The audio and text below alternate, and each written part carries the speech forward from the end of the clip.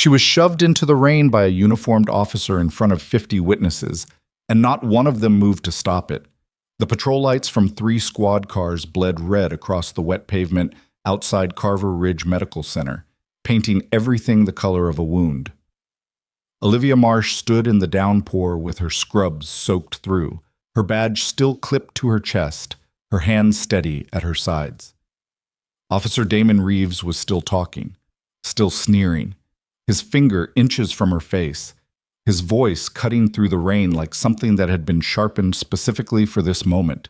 Behind him, through the glass lobby doors, a dozen hospital staff stood watching. Nobody opened the door. Nobody said a word. And then the night sky above Carver Ridge split open with the beating of rotors.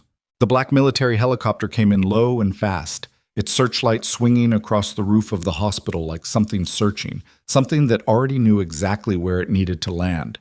Reeves stopped talking. Everyone stopped moving. The helicopter descended toward the helipad on the east wing roof, and the frequency of its rotors changed the pressure in the air, that deep chest-level vibration that people who had never been near a battlefield couldn't name, but people who had recognized immediately. Olivia recognized it. She didn't look up at the helicopter. She was already calculating. Well, if you want to find out what happens next, stay with me. Watch until the very end, because this story is going to go places I promise you won't see coming. If this video reaches you, hit subscribe, leave a like, and drop a comment telling me what city you're watching from. I want to see exactly how far this story travels. Now let's go back to the beginning. Olivia Marsh had been at Carver Ridge Medical Center for 14 months before anyone bothered to learn her last name. That wasn't self-pity. It was just the arithmetic of the place. Carver Ridge was a mid-sized hospital in Delworth, a Rust Belt city in the upper Midwest that had been losing population for 20 years and gaining problems faster than it could catalog them. The ER ran at 110% capacity on a slow night. The nursing staff turned over so often that the HR department had a standardized offboarding script memorized, and the administrative culture had calcified somewhere around 2009 into a rigid territorial hierarchy that rewarded visibility and punished competence that threatened the people above it. Olivia kept her head down. She worked her shifts, she documented everything, and she was very careful not to let anyone see too clearly what she was capable of. That carefulness had become second nature. She'd learned it the hard way, in places where being underestimated wasn't an insult. It was a tactical decision. She'd been 22 when she enlisted. She'd been assigned to a Special Operations Medical Support Unit 11 months later, after a training assessment that her supervising officer later described in writing as anomalous. She'd spent the next 5 years in environments that she was prohibited from discussing in specific terms, and that she had no particular desire to discuss anyway. She'd learned to intubate under fire. She'd learned to perform a surgical cricothyrotomy with field instruments in under 90 seconds. She'd learned that the human body was both more fragile and more resilient than anyone who hadn't seen it at its limits could imagine. She'd come home. She'd gotten her RN. She'd taken the job at Carver Ridge because it had night shifts available, and she preferred working when the building was quieter. What she hadn't anticipated was Officer Damon Reeves. Reeves was a hospital security officer, technically employed by the contracted firm that held Carver Ridge's security contract, but he operated with an authority that significantly exceeded his actual jurisdiction. He was 43, thick through the shoulders, with the kind of permanent sunburn that comes from spending years outdoors in a position of power. He'd been at Carver Ridge for 6 years. In that time, he had filed 32 formal complaints against nursing staff. He had been the subject of 11 counter-complaints, none of which had resulted in disciplinary action. He knew which administrators played golf together. He brought the department head coffee every Tuesday morning. He understood that his position was entirely political, and he maintained it accordingly. He had taken a dislike to Olivia on her 3rd week. She hadn't been able to identify the specific moment. It might have been when she'd corrected his assessment of a patient situation in the hallway. Not loudly, not condescendingly, just factually. Or it might have been earlier, the way she didn't react when he raised his voice. Some men found that infuriating. Men who were used to nurses flinching, apologizing, recalibrating their tone mid-sentence. Olivia didn't flinch. She'd been trained specifically not to, in conditions that made a hospital hallway look like a meditation retreat. Reeves had started with small things, nitpicking her documentation, questioning her patient interaction logs in front of charge nurses.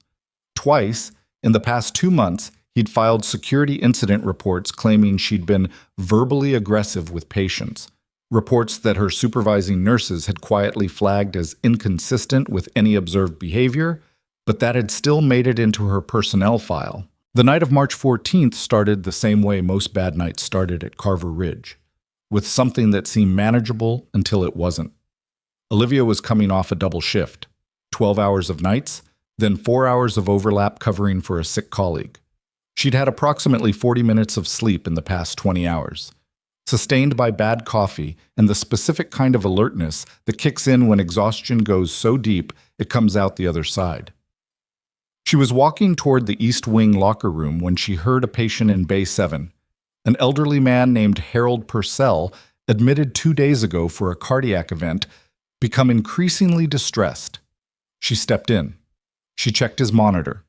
His oxygen saturation had dropped 6 points in the past hour, which nobody had flagged because the floor was chaos, and the assigned nurse was managing a simultaneous situation 3 bays over. She started repositioning him, adjusting his oxygen, running through the checklist in her head.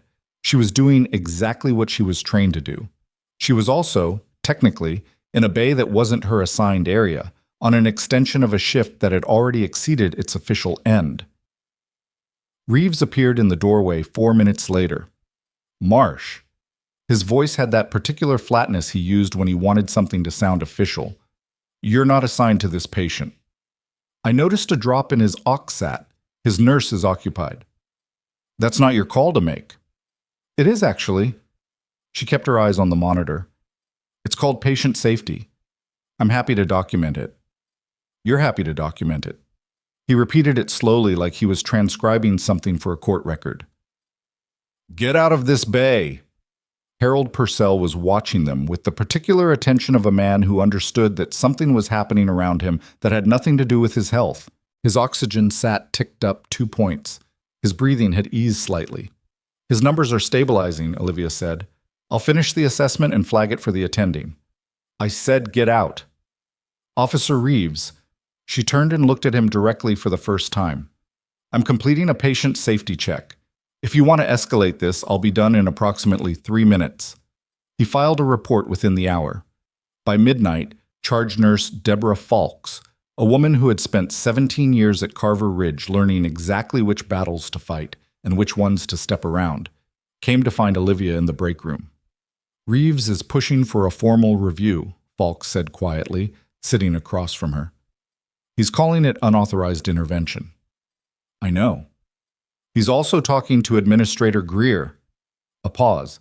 Falks had the tired look of someone who genuinely wanted to help but was already calculating the cost. Olivia, you know how Greer feels about friction. Administrator Lena Greer was Carver Ridge's director of operations, and her primary professional value was the appearance of smooth functioning, not actual smooth functioning, the appearance of it. Complaints that generated paperwork were problems. Paperwork that reached the board was a catastrophe. A security officer and a nurse in an ongoing documented conflict was the kind of thing Greer dealt with by removing the piece that was easier to remove. I'm not going to apologize for a patient safety check, Olivia said. I know. Falks looked at her. That's what I'm worried about. The formal review was scheduled for 2 days later. It lasted 11 minutes. Administrator Greer sat at the head of a conference table with Reeves on one side and Olivia on the other, and the conversation had the shape of something that had already been decided before anyone sat down. Greer cited documented patterns of conflict. She cited disruption to departmental operations. She used the phrase cultural fit twice, which was the administrative equivalent of a doctor telling a patient their symptoms were probably stress, technically non-committal, functionally devastating. She offered Olivia a 30-day unpaid suspension pending a full behavioral review. I have a counter-proposal, Olivia said. Pull the patient outcome data for Bay 7 from the night in question. Harold Purcell's oxygen saturation had dropped 6 points over an hour without a nursing flag. My intervention prevented what was very likely an escalating hypoxic event. I have documentation. That's not what's under review. It should be. Greer's expression didn't change. The suspension stands. If you'd like to contest it formally, you can submit a written appeal within 5 business days. HR will provide the forms. Reeves said nothing. He didn't need to. He had the expression of a man who was waiting for the moment to be over so he could feel satisfied. Olivia submitted the appeal the same afternoon. She documented everything: the timeline, the patient data, Reeves's previous complaints against her, the 11 counter-complaints against him that had been dismissed. She formatted it the way she'd been taught to format a field report: precise, chronological, with every relevant data point included and nothing extraneous. The appeal was denied 72 hours later with a 2-sentence response from HR that didn't address a single specific point she'd raised. She went in on the morning of March 18th to collect her personal items from her locker. She wore her civvies, jeans, a gray Henley, boots. She kept her badge clipped to her pocket because she was still technically employed, suspended pending review. Reeves was waiting near the East Wing entrance. "You don't belong here right now," he said. "I'm collecting personal property." She didn't slow down.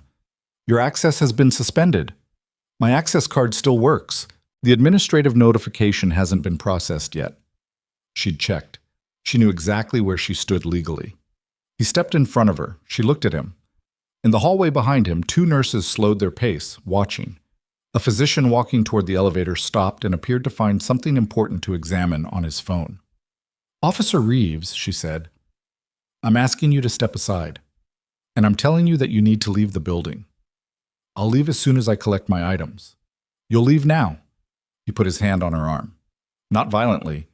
Technically, it wasn't even forceful.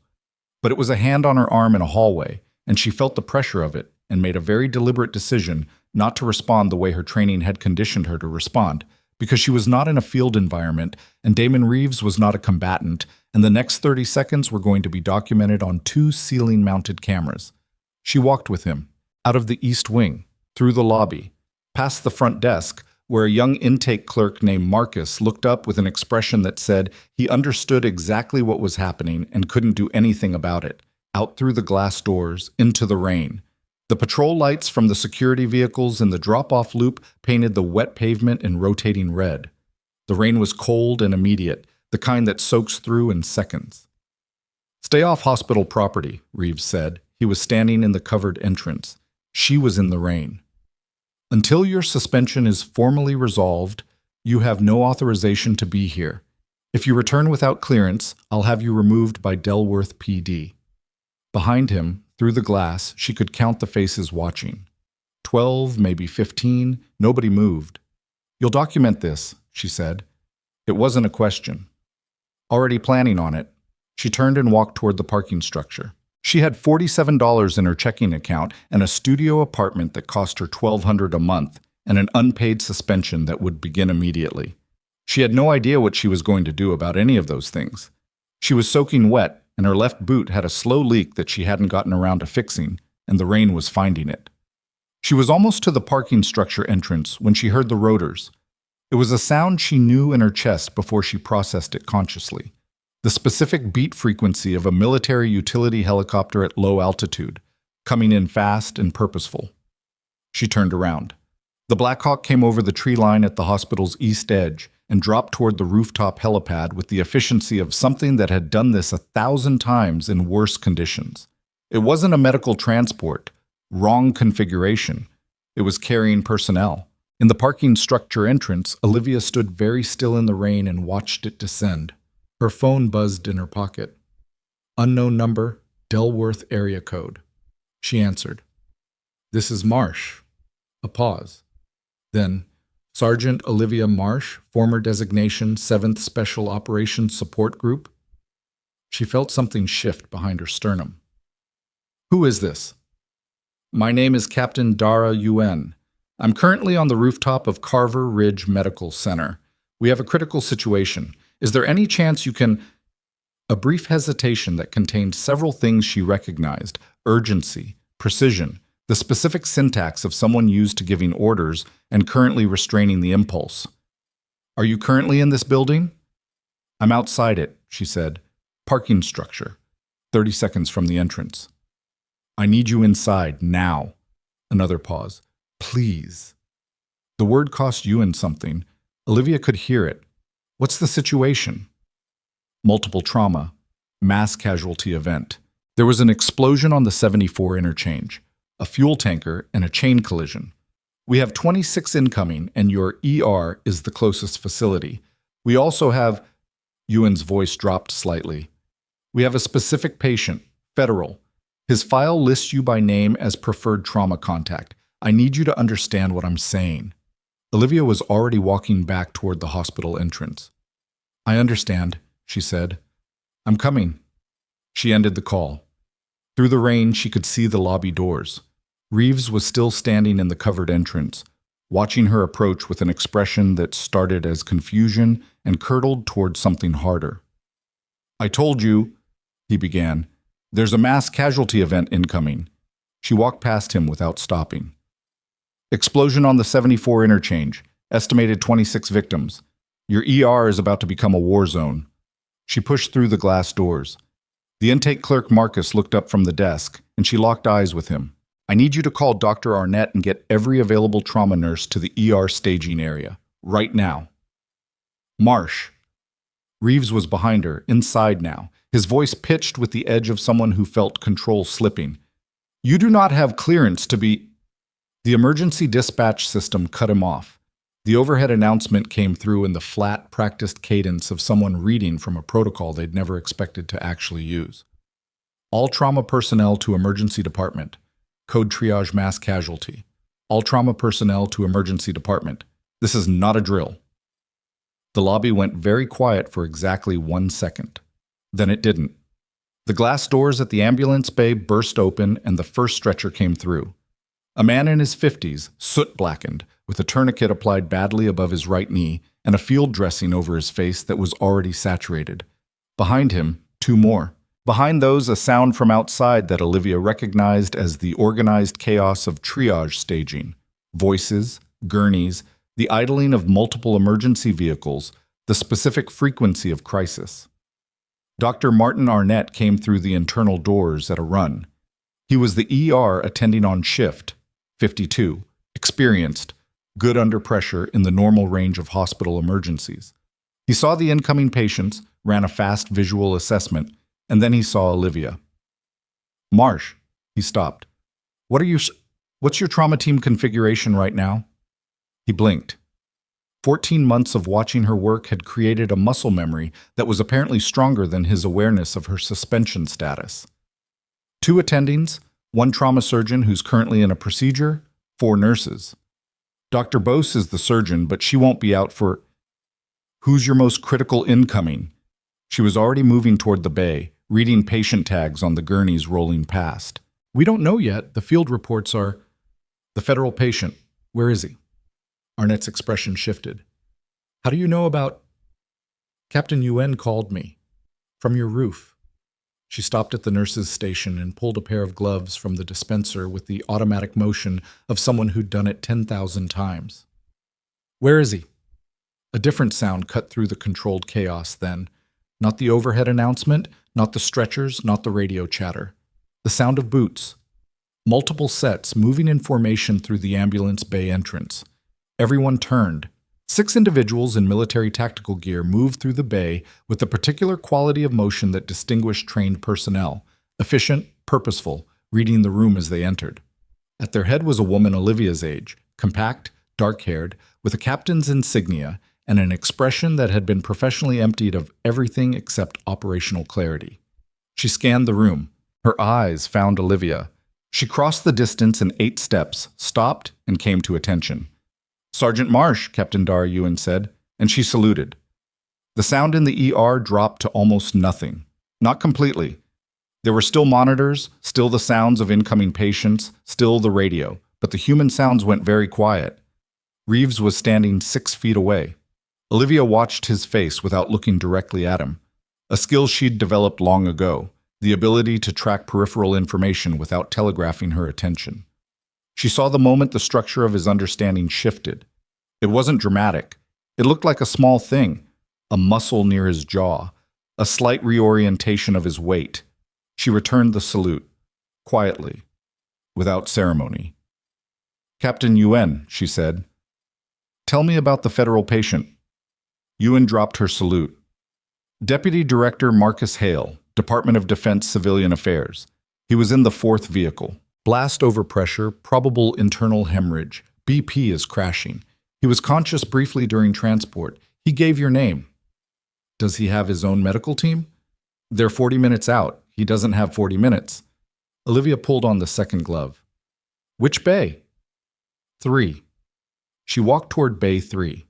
Behind her, she heard Dr. Arnett say something to Yuen in a low voice, and she heard Yuen's response, which was short and had the quality of a door closing.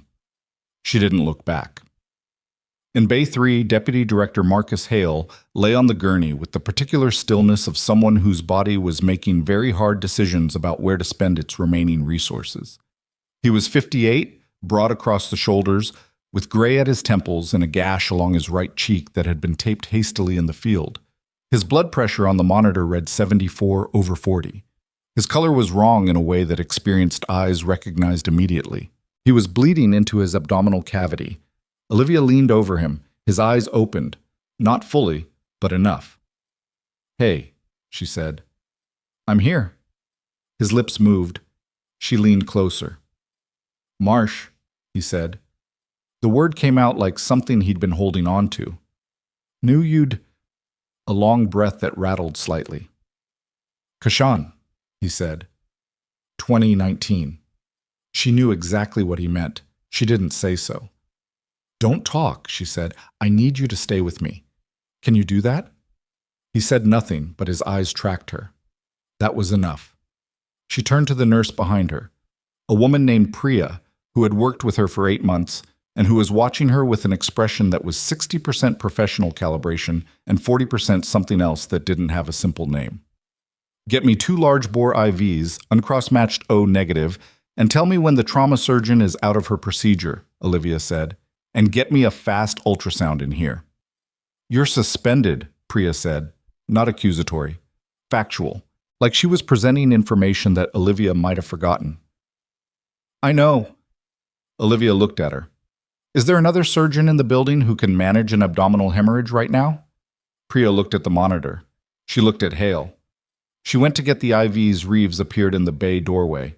His face had gone through several reorganizations in the past 10 minutes and had landed somewhere that she recognized as a person calculating options and not liking any of the math. Marsh. His voice was different, lower.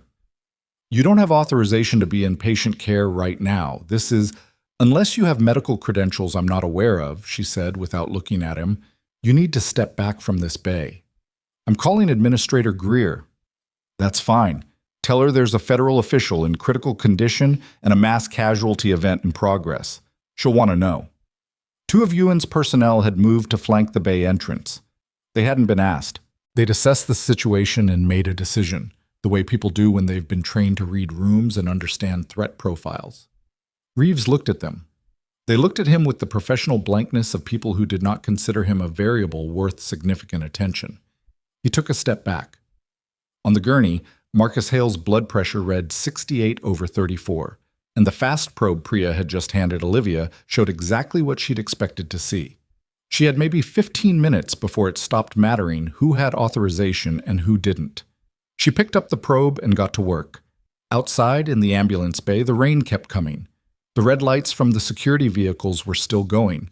Someone had forgotten to turn them off, or hadn't thought it was worth turning them off, or just hadn't noticed. They painted the wet pavement in slow rotations, the same color as the beginning of the night, the same color as everything that had happened between then and now. Damon Reeves stood in the hallway outside Bay 3 and watched through the glass as the woman he'd shoved into the rain 40 minutes ago performed a procedure that nobody else in the building could have done. And he began to understand, slowly, with the particular resistance of someone who has spent years building a structure around a particular version of events, that the night was not going to end the way he'd expected. His phone buzzed in his pocket. He looked at the screen. Administrator Greer, calling him. For the first time in a long time, he didn't answer. He didn't answer Greer's call, and that silence cost him more than he knew. Inside Bay 3, Olivia worked without looking up from the ultrasound probe. The fast imaging confirmed what her gut had already told her. Significant free fluid in the peritoneal cavity, pooling worst around the liver. Hale's spleen had taken the brunt of the blast overpressure, and it was losing the argument.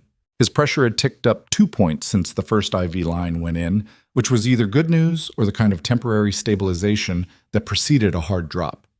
She'd seen both. She knew which one this felt like. Second line, she said to Priya, who was already reaching for it. BP's at 71/38. I know. Where's Bose? Still in procedure. They're saying another 20 minutes. 20 minutes was a negotiation Hale's body wasn't going to accept. Olivia straightened, looked at the monitor, looked at the man on the gurney. His eyes were half open and tracking, not fully conscious, but present in the specific way that meant some part of the autonomic system was still fighting. She'd seen that look before. Different geography, different name, same fundamental arithmetic. I need a thoracic tray and a size 8 chest tube, she said, and get me Dr. Arnett. Tell him it's not a request. Priya left at something close to a jog. Behind Olivia, the sounds of the larger ER had reorganized into the specific texture of coordinated crisis. Multiple stations working simultaneously, monitors competing with each other, the intermittent radio chatter of incoming units still staging outside. 26 patients from the 74 interchange, and the night hadn't finished delivering them. Captain Yuen appeared at the bay threshold. She'd shed her tactical vest and was now in a plain uniform shirt, which somehow made her look more authoritative rather than less. She had a tablet in her hand and the expression of someone receiving continuous updates. How long? Yuen asked.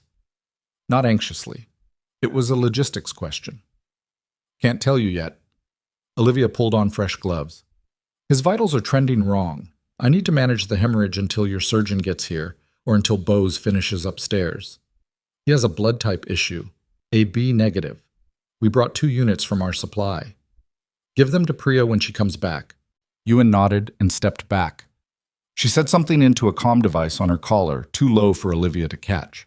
2 of her personnel materialized from somewhere and positioned themselves with the quiet efficiency of people who understood that the best thing they could do right now was not be in the way while being ready for anything. Dr. Arnett came through the doorway at a pace that was professionally controlled and personally alarmed. He looked at the monitors, at the ultrasound image still frozen on the screen, at Olivia's hands already prepped for the next intervention. Tell me, he said. She told him in 20 seconds. Splenic laceration, probable grade 3 or 4, abdominal hemorrhage, pressure unstable. The chest tube was secondary. She'd heard something in Hale's breathing pattern that she wanted to rule out. Arnett was quiet for a moment. Not hesitating, processing.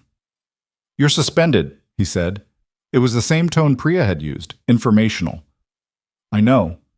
And you've assessed all of this in... He checked his watch. 14 minutes. I had good imaging. He looked at Hale. He looked at the monitor. He picked up the second glove pack from the tray and started pulling them on. Talk me through what you need, he said. Outside Bay 3, Damon Reeves had been standing in the hallway long enough that his legs were beginning to register the fact that he'd been standing in one spot under fluorescent light for almost 20 minutes. Around him, the ER had become a different place than it had been an hour ago. Louder, faster, with the kind of directed urgency that turned hallways into functional spaces and made people invisible to each other in the way that only genuine crisis could manage. Nobody was looking at him. That was new. He was used to being the center of rooms. Not the center of attention necessarily, but the gravitational point around which certain social dynamics organized themselves. The person whose presence recalibrated how other people moved, what they said, how they positioned themselves. He'd built that over 6 years. Carefully. He understood that authority was mostly performance, and he'd been performing it for long enough that it had started to feel real. The military personnel standing at the bay entrance did not appear to have any interest in his authority. He tried to call Greer back. She answered on the second ring. Damon? Her voice had a quality he'd heard before in bad situations, the controlled flatness of someone managing information before they knew what it meant. What is happening down there? Mass casualty event, he said. Explosion on the 74. We've got incoming from all sides. I heard that part. Why am I getting calls about a federal patient? And why is... She paused, and in the pause he heard something turn over. Why are there military personnel in my hospital? They came in on the helicopter. He stopped. They're here for a specific patient. Federal official. What federal official? I don't have the name yet. Damon. Her voice sharpened. I'm also hearing that Olivia Marsh is in a patient bay, active patient care. He looked through the glass. Arnett and Marsh were both working now, moving with the synchronization of two people who had stopped having a conversation and started being a functional unit. She's in there with Arnett, the military people. They called her in. One of the officers called her directly. The silence on Greer's end had a specific quality that he'd learned to pay attention to over 6 years. Why, Greer said slowly, would military officers call a suspended staff nurse? He didn't have an answer for that. The fact that he didn't have one was starting to feel significant in a way he couldn't quite organize into something manageable. I'll call you back, he said. Damon? He ended the call. He looked at the bay. He looked at Captain Ewan, who was standing 8 feet away reviewing something on her tablet with the focused attention of a person who had already made all her judgments about the room and moved on. He walked toward her. Excuse me. He used his most official voice, the one that worked on orderlies and junior nurses and people who didn't know exactly what his position entitled him to. I need some information about why your unit is... Ewan looked up from the tablet. She looked at him the way you look at something that has appeared in your peripheral vision and turned out to be less significant than you initially flagged. Security? She said. Officer Reeves. Hospital security. She looked back at the tablet. I'll need you to clear this hallway section. We're maintaining a sterile perimeter for the patient. This is my hallway section. Officer Reeves. She didn't raise her voice. She didn't need to. I'm not asking. He cleared the hallway section. Inside Bay 3, the chest tube was in, and it had found exactly what Olivia suspected, a small hemothorax secondary to the blast that had been quietly reducing Hale's effective lung volume for the past hour. The drain was working. His oxygen saturation climbed 3 points in 4 minutes. Nice call, Arnett said quietly. She didn't respond. She was watching the monitor and thinking about what came next, and managing the precise calibration of attention that complex, multi-system trauma required. The ability to hold 5 things simultaneously without losing track of any of them, to prioritize the most immediately lethal issue without forgetting the one that would become lethal in 15 minutes. It was the skill she'd spent 5 years developing. It was the skill that no one at Carver Ridge had ever seen because she'd spent 14 months making sure they didn't. His pressure's coming up, Priya said. 78 over 44. 1 more unit of O-neg. We're using the military supply? Yes. Hale's eyes opened more fully. He made a sound that wasn't quite a word. Olivia leaned in. Still here, she said. His voice was gravel. You're not supposed to be here. No, she agreed. Something that might have been a smile moved across his face and disappeared. Story of your career, he said. She didn't ask him how he knew enough about her career to say that. There would be time for that later, or there wouldn't, and either way, it wasn't what mattered right now. Save it, she said. Stay still. The larger ER was reorganizing around them. In the adjacent bays, the mass casualty patients from the 74 were being triaged, treated, stabilized. Olivia could track the broader situation from sound alone, the codes being called, the specific tones of monitors reaching thresholds, the quality of the voices giving orders. She'd worked enough mass casualty simulations to read the shape of it, and what she was hearing was a team functioning at its limit, but not past it. Arnett had a good department. The nurses were experienced. They were handling it. What they hadn't handled was what was coming through the ambulance bay entrance 40 minutes into the event. She heard it before she saw it. A specific kind of raised voice, not panicked, but pitched with urgency and a particular quality that she'd learned to associate with situations that had stopped following the expected script. I need a physician right now. He's decompensating and nobody is... Priya stepped out of the bay briefly and came back in.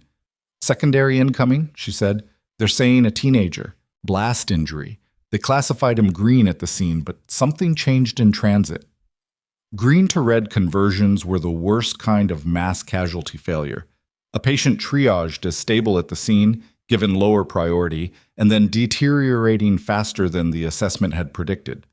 By the time they reached the hospital, they'd sometimes crossed a threshold that was very difficult to come back from. "How old?" Olivia asked without looking up from Hale's IV line. 15. She looked up. Arnett met her eyes. He had 2 patients and 1 pair of hands, same as her. The math was ugly. "Go," he said. "I've got him."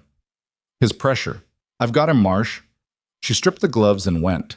The teenager was in Bay 8, a 15-year-old named Cody Reiser, according to the field tag clipped to his shirt, though the tag was half obscured by a trauma dressing that someone had applied in a hurry. He was thin, pale, with the kind of face that hadn't finished becoming whatever it was going to be. His father was in the hallway outside, being restrained not physically but emotionally by a nurse who was doing her best. His eyes kept finding the bay window and then looking away from it.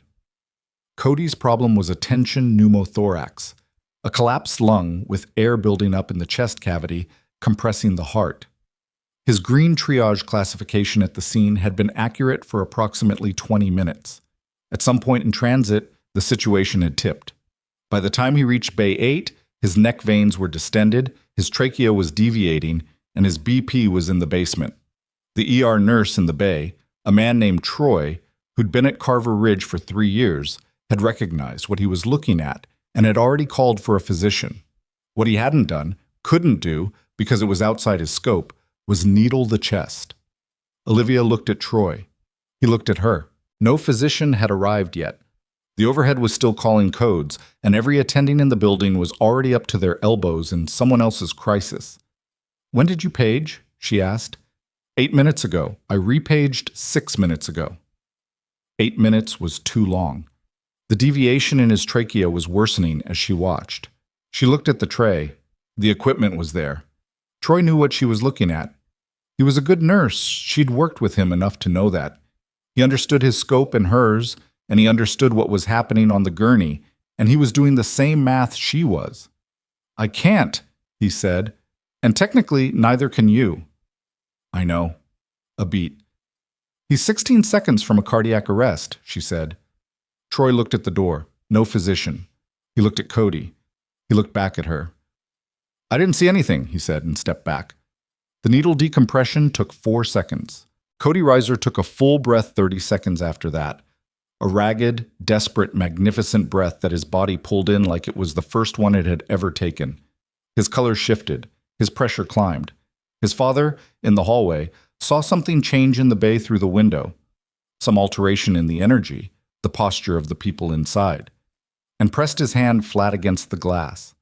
Dr. Nadia Bose appeared in the bay doorway 45 seconds later, scrubs still marked from her previous procedure, still pulling on fresh gloves.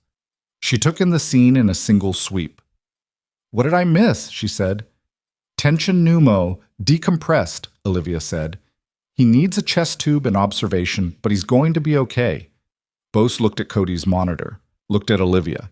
She had the specific expression of a person who is receiving information that is creating a conflict between 2 things she believes simultaneously. "Are you—" She stopped, reorganized. "Marsh, are you still suspended?" "Technically." Bose looked at the monitor one more time. "Get out of my bay," she said, in the tone of someone who means the opposite. "I'll take it from here." Olivia left the bay. In the hallway, Cody's father grabbed her arm. He was a big man, mid-40s, with rough hands and red eyes, and the particular broken-open quality of a parent in a hospital corridor. "Is he—" the man started. "He's going to be okay," she said. "Dr. Bose is with him now. She's excellent." He didn't say anything. He made a sound that wasn't a word and looked away from her because he couldn't sustain looking at someone who had just told him the thing he'd been afraid wasn't going to be true. She left him to it and walked back toward Bay 3. The hallway had changed in the 20 minutes she'd been gone. The acute chaos of the first wave had settled into the second phase of mass casualty management. Systematic, sustained, still intense, but organized. The voices had a different quality. People were moving with purpose rather than alarm. Captain Ewan fell into step beside her without preamble. Hale's pressure is stable, Ewan said. 73/46. Bose's team is prepping him for exploratory laparoscopy. Good. He asked for you. He can ask when he's out of surgery. Ewan was quiet for 2 steps. Then, Marsh, I need to talk to you about what happens after the immediate situation is resolved. Olivia kept walking. Let's get through the immediate situation first. There's going to be an inquiry. Ewan's voice was neutral, professional. Into what happened tonight. The suspension, the actions you took without authorization. There are people in this building who are going to use that. I know. I want you to know that my unit will be filing a full incident report. What you did tonight, both with Hale and with the secondary patient, is on record. Olivia stopped walking. She turned and looked at Ewan directly. Ewan met her eyes without any of the usual performance of authority, no positioning, no management of perception, just direct.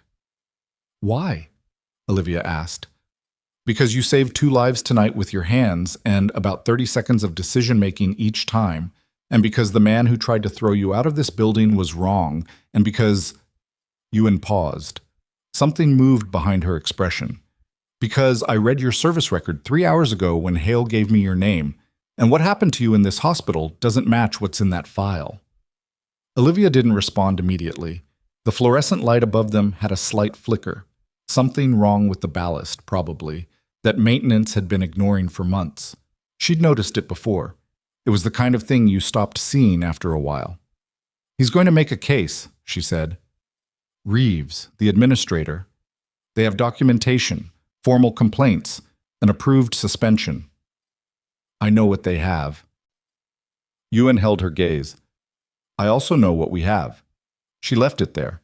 She walked back toward the command position her personnel had established near the Bay Cluster, and Olivia watched her go and stood in the flickering corridor and thought about what that sentence meant and what it didn't mean and what tonight was going to look like in the morning when the adrenaline was gone and the patients were stabilized and the paperwork began. Damon Reeves found Administrator Greer in the hallway outside the administrative wing at 11:47 p.m. She had come in personally, which told him more than anything else could have about how seriously she was taking the night. Greer was not a person who came in on nights. She wore a dark blazer over civilian clothes and had the compressed, forward-leaning posture of someone who has been pulled out of sleep by a phone call that required them to think faster than they wanted to. Tell me everything, she said, without preliminaries. He told her his version. He was careful about it, selective, framed correctly, hitting the professional justifications and eliding the moments that didn't support the narrative. He'd been doing this for 6 years. He was good at it. Greer listened without interrupting. When he was done, she was quiet for a moment. The federal patient, she said. You're telling me that military personnel specifically requested her? They called her before the mass casualty event, before she was on property. Yes. Why? He didn't have a clean answer for that. Her service background, apparently. She has some kind of military medical history. I don't have the details. Greer's expression underwent a subtle shift that he recognized as recalculation. She was running the variables, the liability exposure, the optics, the relationship between what had actually happened tonight and what could be formally established to have happened. The teenager in Bay 8, she said. I'm hearing there was an unauthorized procedure. Marsh performed a needle decompression without physician authorization, outside her nursing scope. And the patient? He paused. Survived, stabilized. Another shift in Greer's expression. Smaller this time, harder to read. The federal patient is in surgery, she said. It wasn't a question. Yes, Bose's team. And Marsh's interventions prior to surgery kept him stable, temporarily. He heard how it sounded. He tried again. She acted outside her authorized scope, twice. Regardless of outcome, that's a serious... Damon! Greer stopped him. Her voice had changed. Not colder, exactly. More careful. The way voices get when someone is choosing words specifically. I need you to think clearly about what tonight looks like on paper. Not what it felt like. What it looks like. He waited. A nurse with a military medical background is suspended during a shift dispute. Hours later, there is a mass casualty event. Military personnel arrive specifically requesting that nurse. She performs 2 interventions that, on the face of it, directly contributed to 2 patients surviving. She paused. And you were the person who had her removed from the building. The fluorescent light above them flickered. It had been doing that for months. She violated protocol, he said. The words felt different than they had an hour ago. Same words, different weight. She may have, Greer said, but the question of how that's going to be characterized, given who's now paying very close attention to this hospital and to everything that happened tonight, is a question I need to think about very carefully. She looked at him for a moment. And I think you should too. She walked toward the administrative wing. She didn't look back. Reeves stood in the corridor alone. Around him, the hospital continued its organized crisis. Voices, monitors, footsteps, the distant sound of a door. He stood still in the middle of it, which was becoming a habit for him tonight, and for the first time in a very long time, he felt something that he didn't have a ready name for. It wasn't quite fear. Fear was something he could manage, redirect, convert into action. This was the slow comprehension that the ground he'd been standing on had been built on a particular set of assumptions, and that those assumptions were being tested right now by people with more resources than he had, and that the testing was not going to go the way he'd always expected it to go. He pulled out his phone. He had a contact in the county assessor's office who sometimes helped him with things. He had a connection at the local news desk who had run 2 favorable stories about the hospital's security program in the past year. He started to scroll. He didn't notice the small camera mounted in the ceiling junction behind him. He'd never paid much attention to the administrative wing cameras. That wasn't his territory, and they'd never mattered before. He also didn't notice that Captain Ewan's communications specialist, a sharp-eyed staff sergeant named Perkins, was standing at the end of the corridor reviewing footage on a tablet and had been doing so for the past 12 minutes. Perkins looked at the screen. Then she looked up at Reeves. Then she turned and walked back toward the command position with the measured pace of someone who has found something worth taking to the captain.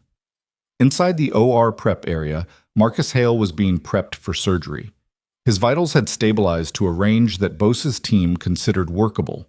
Not good, but workable. He was conscious again, intermittently, the kind of consciousness that floats in and out on the tide of blood pressure and pain medication. A nurse was checking his IV line when he spoke. "Marsh," he said. The nurse looked up. "She's not here right now, sir. She's—" "Get her." His voice was thin but present. "Before they put me under, please." The nurse hesitated, then went to find someone. Olivia was located in the East Corridor, helping manage the last of the incoming mass casualty overflow, a job that nobody had officially given her and nobody had officially told her to stop doing. She was brought to the prep area and told she had 90 seconds. She stood beside the gurney. Hale's eyes found hers. "Kashan," he said again, "you remember the convoy." "I remember." "I was the civilian liaison." His voice was fraying at the edges. "I was in the second vehicle. I know you didn't know who I was when you—" He stopped, steadied. "I never got to tell you." "It doesn't matter," she said. "It does." His eyes were very clear for a man in his condition. "I've been in federal office for 4 years. I know what they have on you in this hospital, the complaints, the suspension." A pause. "I know what it is." She said nothing. "I'm going to make it right," he said. "When I'm out of this surgery, I'm going to make it right."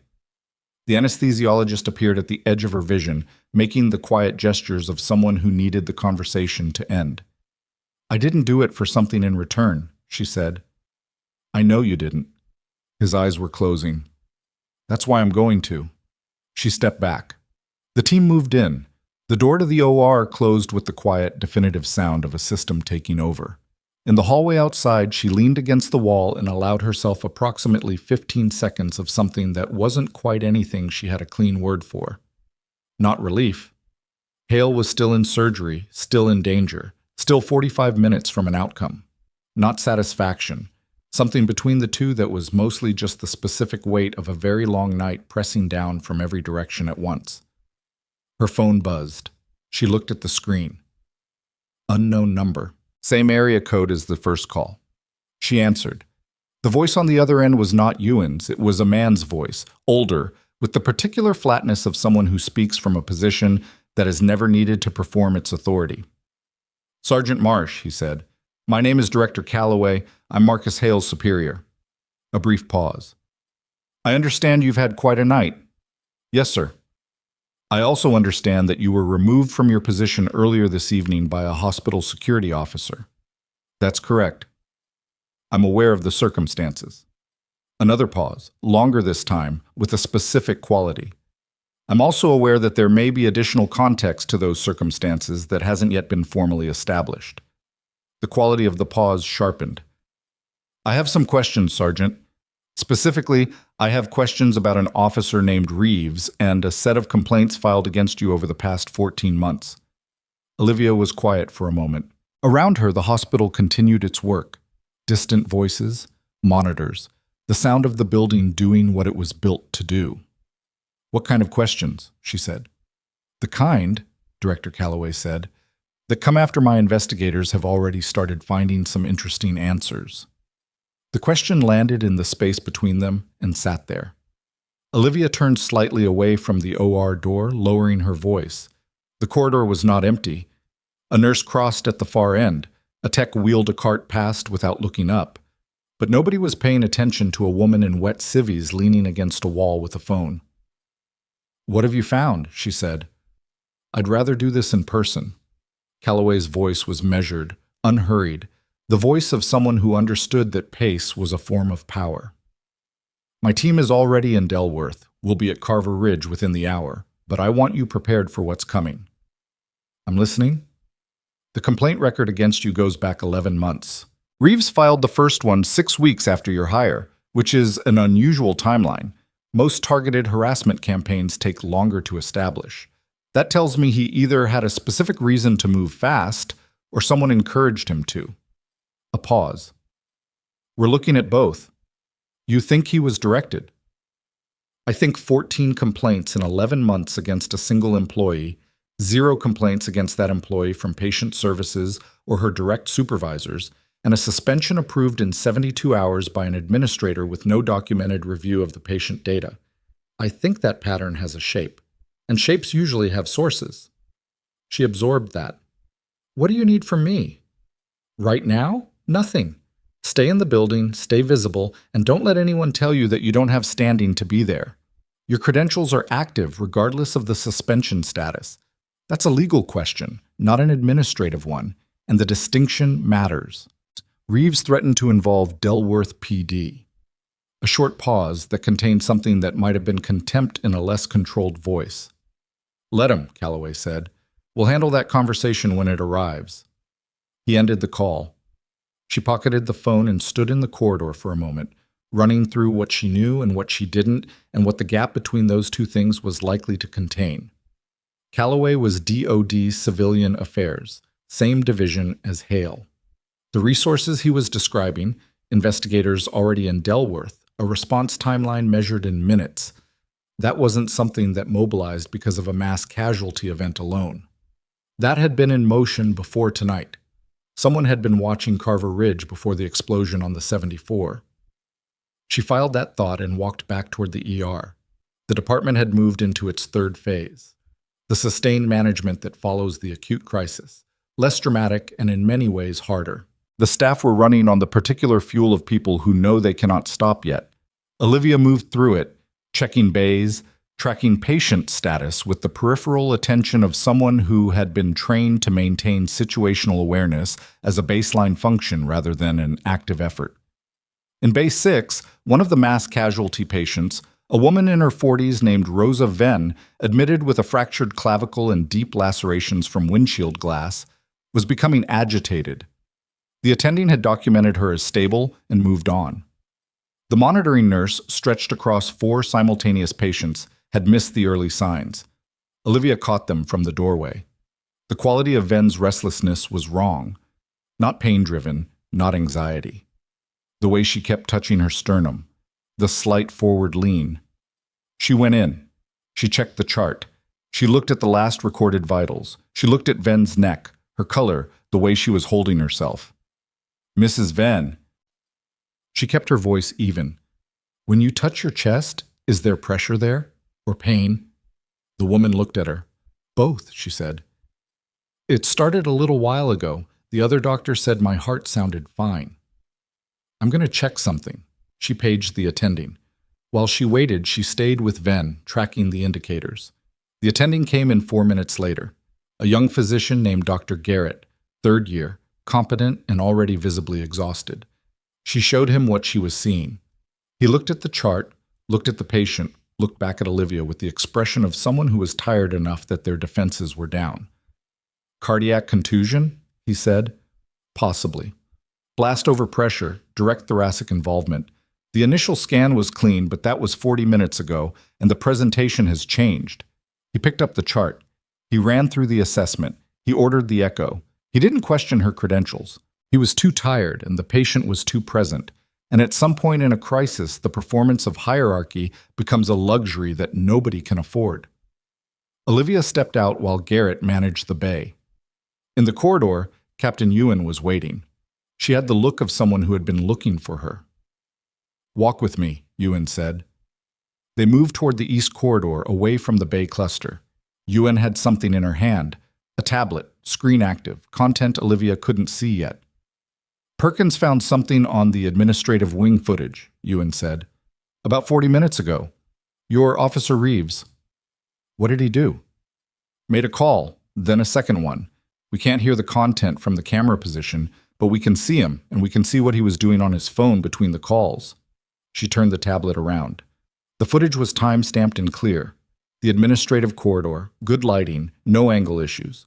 Reeves stood at the midpoint of the corridor, phone to his ear. Between calls, he was visible pulling up something on his phone and scrolling, then typing. The footage continued for several minutes. "That's not enough to establish anything," Olivia said. "By itself, no. But Perkins cross-referenced the timestamp with the hospital's internal communication logs. Those are accessible to us through the federal patient protocol. At 11:52 p.m., someone accessed the HR system from a terminal registered to Reeves's credentials and attempted to open your personnel file." Olivia looked at her. "He didn't successfully modify anything," Ewan continued. "The access attempt was logged, but the file is read only during a formal suspension review. That's standard system protocol. But the attempt is on record, along with the timestamp, the location, and the credential signature. Why would he try to access my file in the middle of a mass casualty event?" "That's the question." Ewan lowered the tablet. "The most straightforward interpretation is that he was looking for something to use, either to strengthen the case against you or to get ahead of something he thought might be coming." She paused. "We think it's the second one." Olivia said nothing, processing it.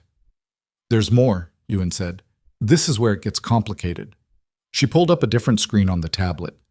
Deputy Director Hale's office has been running a quiet review of contracting irregularities at 3 regional medical facilities for the past 4 months. Carver Ridge is one of them. The corridor around them was quiet, just the distant machinery of the hospital continuing its work. "What kind of irregularities?" Olivia said. "Procurement fraud, mostly. Inflated supply contracts, kickbacks through a third-party vendor. The amounts are significant, 7 figures over 3 years. The review identified 2 individuals within the hospital administration as persons of interest." Ewan met her eyes. "Administrator Lena Greer is one of them." Olivia stood very still. "Reeves?" she said. "He's not a primary target, but the working theory is that he's been functioning as an internal pressure mechanism, using his position to manage staff who might notice things, ask questions, or document inconsistencies that could complicate the procurement records." Ewan's voice remained level, professional, but there was something beneath it that was less neutral. 14 complaints against a single nurse who has a reputation for precise documentation and not looking away from problems. A suspension approved within 72 hours. That fits a pattern. Olivia thought about Harold Purcell in Bay 7, the oxygen saturation drop that hadn't been flagged, the documentation she'd created when she stepped in, the complaint Reeves had filed within the hour. She thought about 11 months of small erosions, the personnel file, the isolation, the quiet, grinding work of being made to feel like a problem. She'd known it was deliberate. She hadn't known it was this deliberate. "Why me specifically?" she said. "We don't know yet. Best current theory is that something you documented in your early weeks flagged you as someone who paid attention. That was enough." Ewan lowered the tablet. The fraud review would have moved forward regardless of tonight, but tonight accelerated everything significantly. Hale being here changes the calculus. He's not just a patient, he's a material witness and a senior official with direct knowledge of the review. And the people in this building who have reason to be nervous are now aware that he's in this hospital, that federal personnel are present, and that, she paused, that you're the one who kept him alive. From somewhere behind them, a sound that didn't belong. Not a medical sound. A voice, elevated, the specific pitch of someone who had made a decision to escalate. They both turned.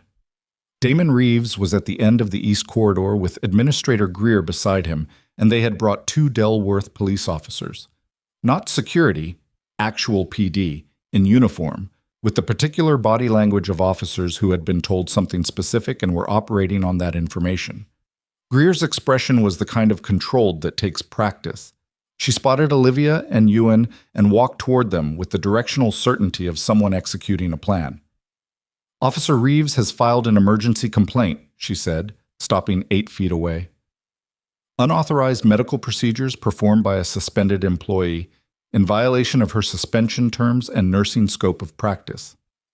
She looked at Olivia. "These officers are here to escort you off the property." One of the PD officers, young, with the slightly uncomfortable look of someone who wasn't sure he understood the full situation, stepped forward. "Ma'am, I'm going to need you to come with—" "Stop." Ewan's voice didn't need volume. It had the quality of something structural, the kind of tone that comes from having said stop in conditions where people needed to listen immediately. The officer stopped. "Captain Dara Ewan, 3rd Special Operations Support Group, operating under DoD Federal Patient Protocol. The individual you're being asked to remove is a consultant functioning under federal request in relation to a critical federal patient currently in surgery in this facility. She has standing to be in this building and to render assistance under the emergency provisions of the Federal Patient Access Statute." She looked at Greer. "If you'd like to contest that, I have the documentation, and I'd encourage you to call your legal counsel before doing so." Greer said nothing. Her jaw was set in the particular way of someone reassessing in real time. "Additionally," Ewan continued, "I'd like to formally notify you and Officer Reeves that both of you are persons of interest in an active federal review. I'd recommend neither of you take any further action tonight without consulting representation." The silence that followed was the specific silence of a room in which something has shifted permanently. The PD officers looked at each other. The younger one stepped back slightly, the movement small but unmistakable. Reeves was looking at Ewan. His face had the quality of someone standing at the edge of something he hadn't anticipated and now couldn't see the bottom of. "This is—" Greer started. "I have the documentation," Ewan said again. "Would you like to see it here?" The question was a door with only one sensible answer, and they all knew it. Greer turned and walked back down the corridor. The PD officers followed, which left Reeves standing alone for a moment, exposed in the way that only happens when the structure around a person suddenly withdraws. He looked at Olivia for a long moment. She looked back. He turned and walked away. Ewan exhaled quietly through her nose. "That's going to get complicated before it gets simple," she said. "I know." "Greer will have lawyers here by morning. She'll argue the federal review is separate from the employment action and that your suspension stands independent of any investigation." She's probably right that those are separate tracks. Legally, yes. Practically, Ewan's phone buzzed. She looked at the screen and her expression shifted, just slightly. "Hale's out of surgery." The OR recovery area was quiet the way certain spaces are quiet. Not empty, but contained. Monitors, low voices, the particular hush of a room where the worst has been done, and what remains is the aftermath. Bose was outside the recovery bay when they arrived, still in her surgical cap, hands wrapped around a paper cup of something that had probably been coffee 40 minutes ago and was now just a reason to hold something. "He's stable," she said, genuinely. The hemorrhage was contained, spleen is out, liver damage was manageable. He's going to have a painful 2 weeks, but he's going to have them. Ewan closed her eyes briefly. Thank you, doctor. Bose looked at Olivia. He's asking for you. Recovery staff are doing intake, but he was clear about it before the anesthesia wore off enough to muddle him. Olivia went in. Hale was the color of someone who had just had a significant portion of his body reorganized under general anesthesia, pale, soft around the edges, with the monitoring lines and drainage equipment that made him look simultaneously diminished and held together by technology. He was awake. Barely, but awake. She stood by the bed. He tracked her. You're okay, she said. Surgery went well. Bose? He said. His voice was dry, abraded. She's good. I know. Calloway told me to. He blinked, slow. Did he call you? He did. Then you know. His eyes steadied on her face. About Greer. Enough. There's more. He was fighting the anesthesia with the specific effort of someone who has information that can't wait. The complaints. Reeves didn't generate them independently. There are emails. Internal server, they thought they'd deleted them, showing Greer directed the campaign against you. She identified you specifically, 4 weeks into your hire. His voice was thinning. You documented a procurement discrepancy, supply order. You didn't know what you were seeing, but you flagged it. She thought back. 14 months ago. A supply order that had seemed duplicated, quantities that didn't match usage logs. She'd mentioned it to the charge nurse. She'd documented it in her personal notes. She hadn't thought about it again. She knew, Hale said. She saw your documentation. She flagged you to Reeves and told him to build a case. He paused, the effort of speaking visible now. You didn't do anything wrong. You just noticed something you were supposed to miss. She looked at him for a moment. Something in her chest that had been held at a particular tension for 14 months adjusted itself. Not released, not resolved, but recognized. Calloway's people are pulling the server records tonight, Hale said. By morning they'll have enough to... He stopped. His eyes went somewhere else for a second, then came back. Marsh. Still here. Greer knows they're coming. She knows about the server. His voice dropped further. She'll try to get ahead of it. Tonight. Whatever she's going to do, she'll do it before morning.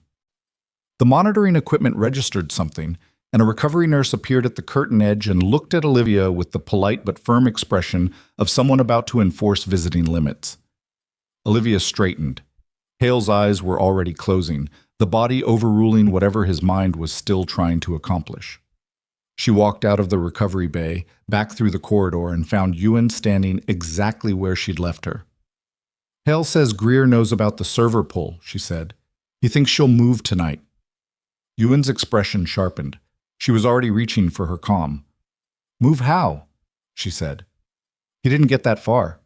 Olivia looked down the corridor toward the administrative wing. Dark now, the hospital quieter than it had been an hour ago. Most of the mass casualty patients stabilized, the building beginning its long exhale. But she was in the administrative wing an hour ago, with Reeves. And she left without lawyers, which means either she doesn't think she needs them yet, or... Ewan was already talking into her comm. Low, fast, directional. Olivia moved toward the administrative wing on instinct. Not running, not drawing attention, just moving. The overnight skeleton crew wouldn't notice one more person walking a corridor at 1 a.m. The wing was semi-lit, the kind of institutional half-dark that made everything look slightly unreal. She was 20 feet from the administrative suite when she heard it. Not a voice. A sound. The specific sound of a paper shredder running continuously at 1:17 in the morning behind the closed door of Administrator Lena Greer's office. The shredder ran without stopping. Olivia stood in the half-lit corridor and counted seconds. 1, 2, 3.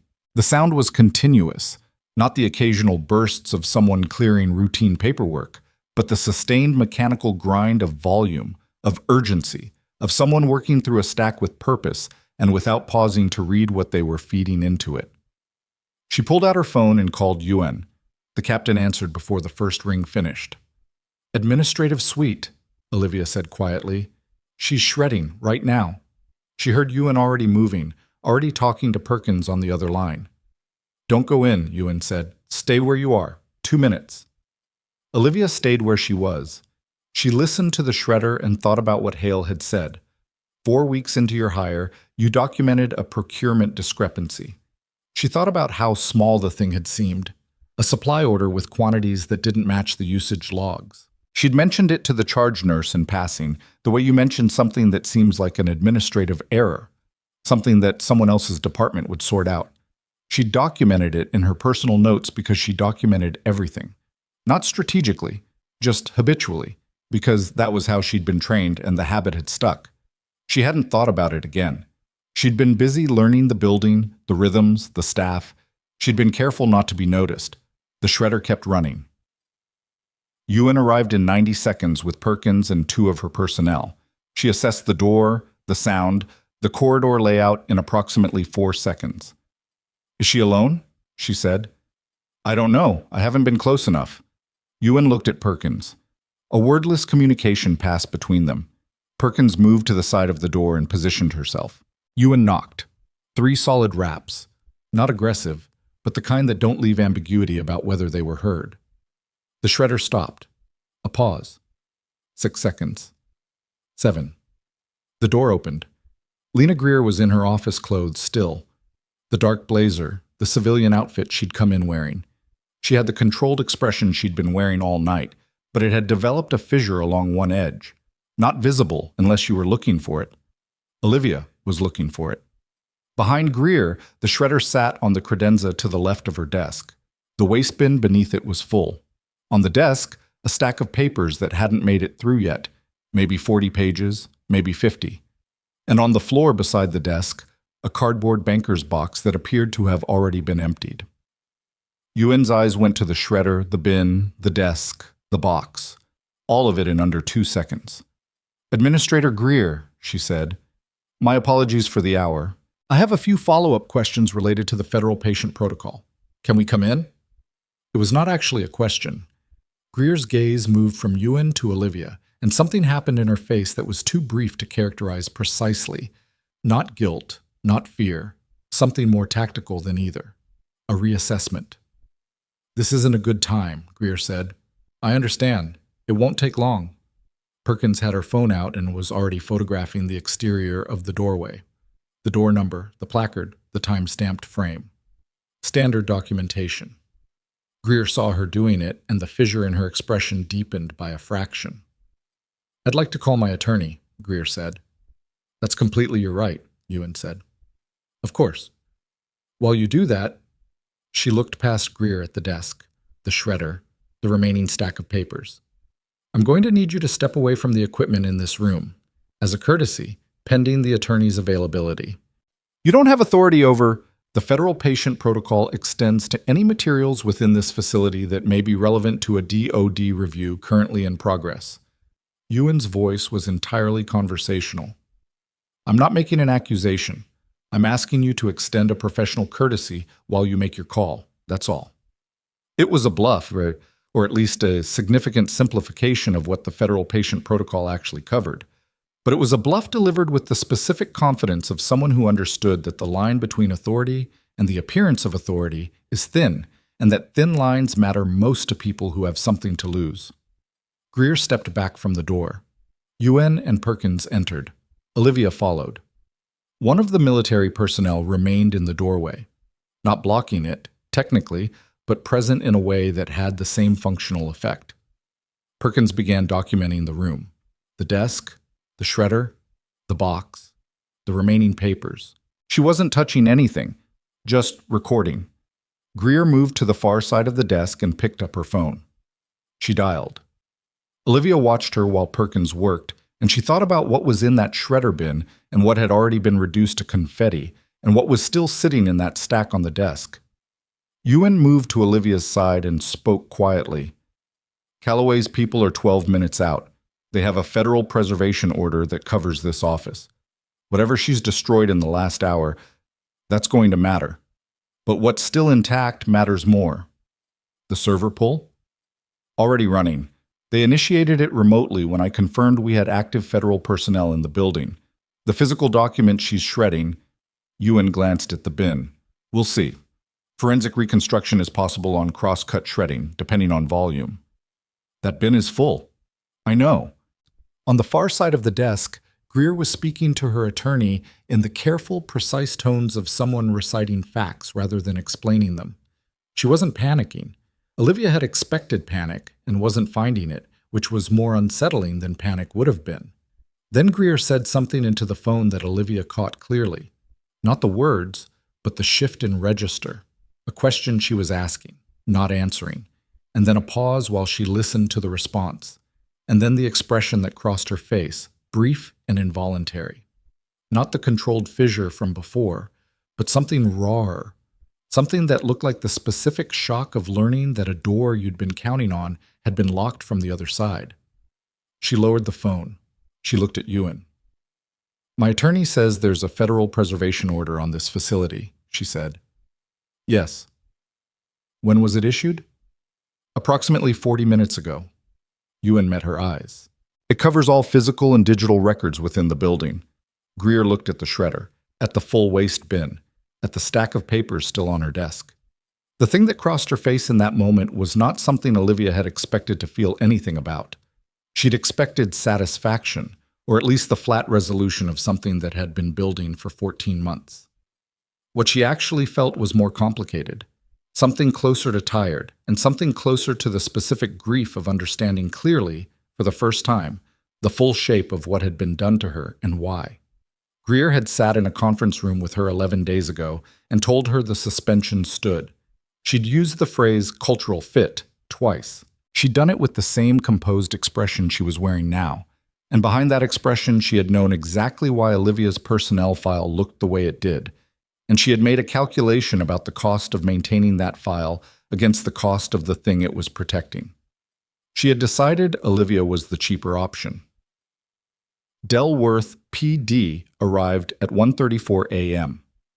Not the two officers Greer and Reeves had summoned earlier, different ones, more senior, responding to a federal notification that had gone through the county liaison office at Calloway's direction.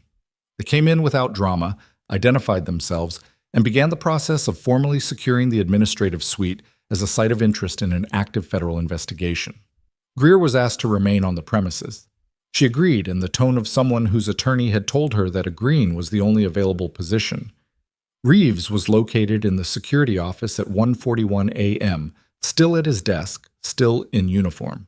When the officers came to find him, he was in the middle of composing an email, to whom Olivia didn't know yet, but the timing and the haste with which he minimized the screen when the door opened said enough.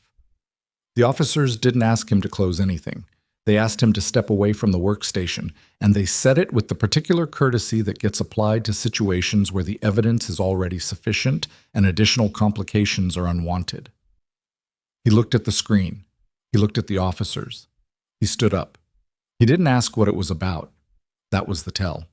After 6 years of filing complaints and building cases and walking into rooms with the confidence of someone who understood exactly where he stood, he didn't ask what it was about, because somewhere in the past 2 hours he'd crossed a threshold into understanding, and asking the question out loud would make it more real than he was ready for it to be. Olivia wasn't in the room when they came for him.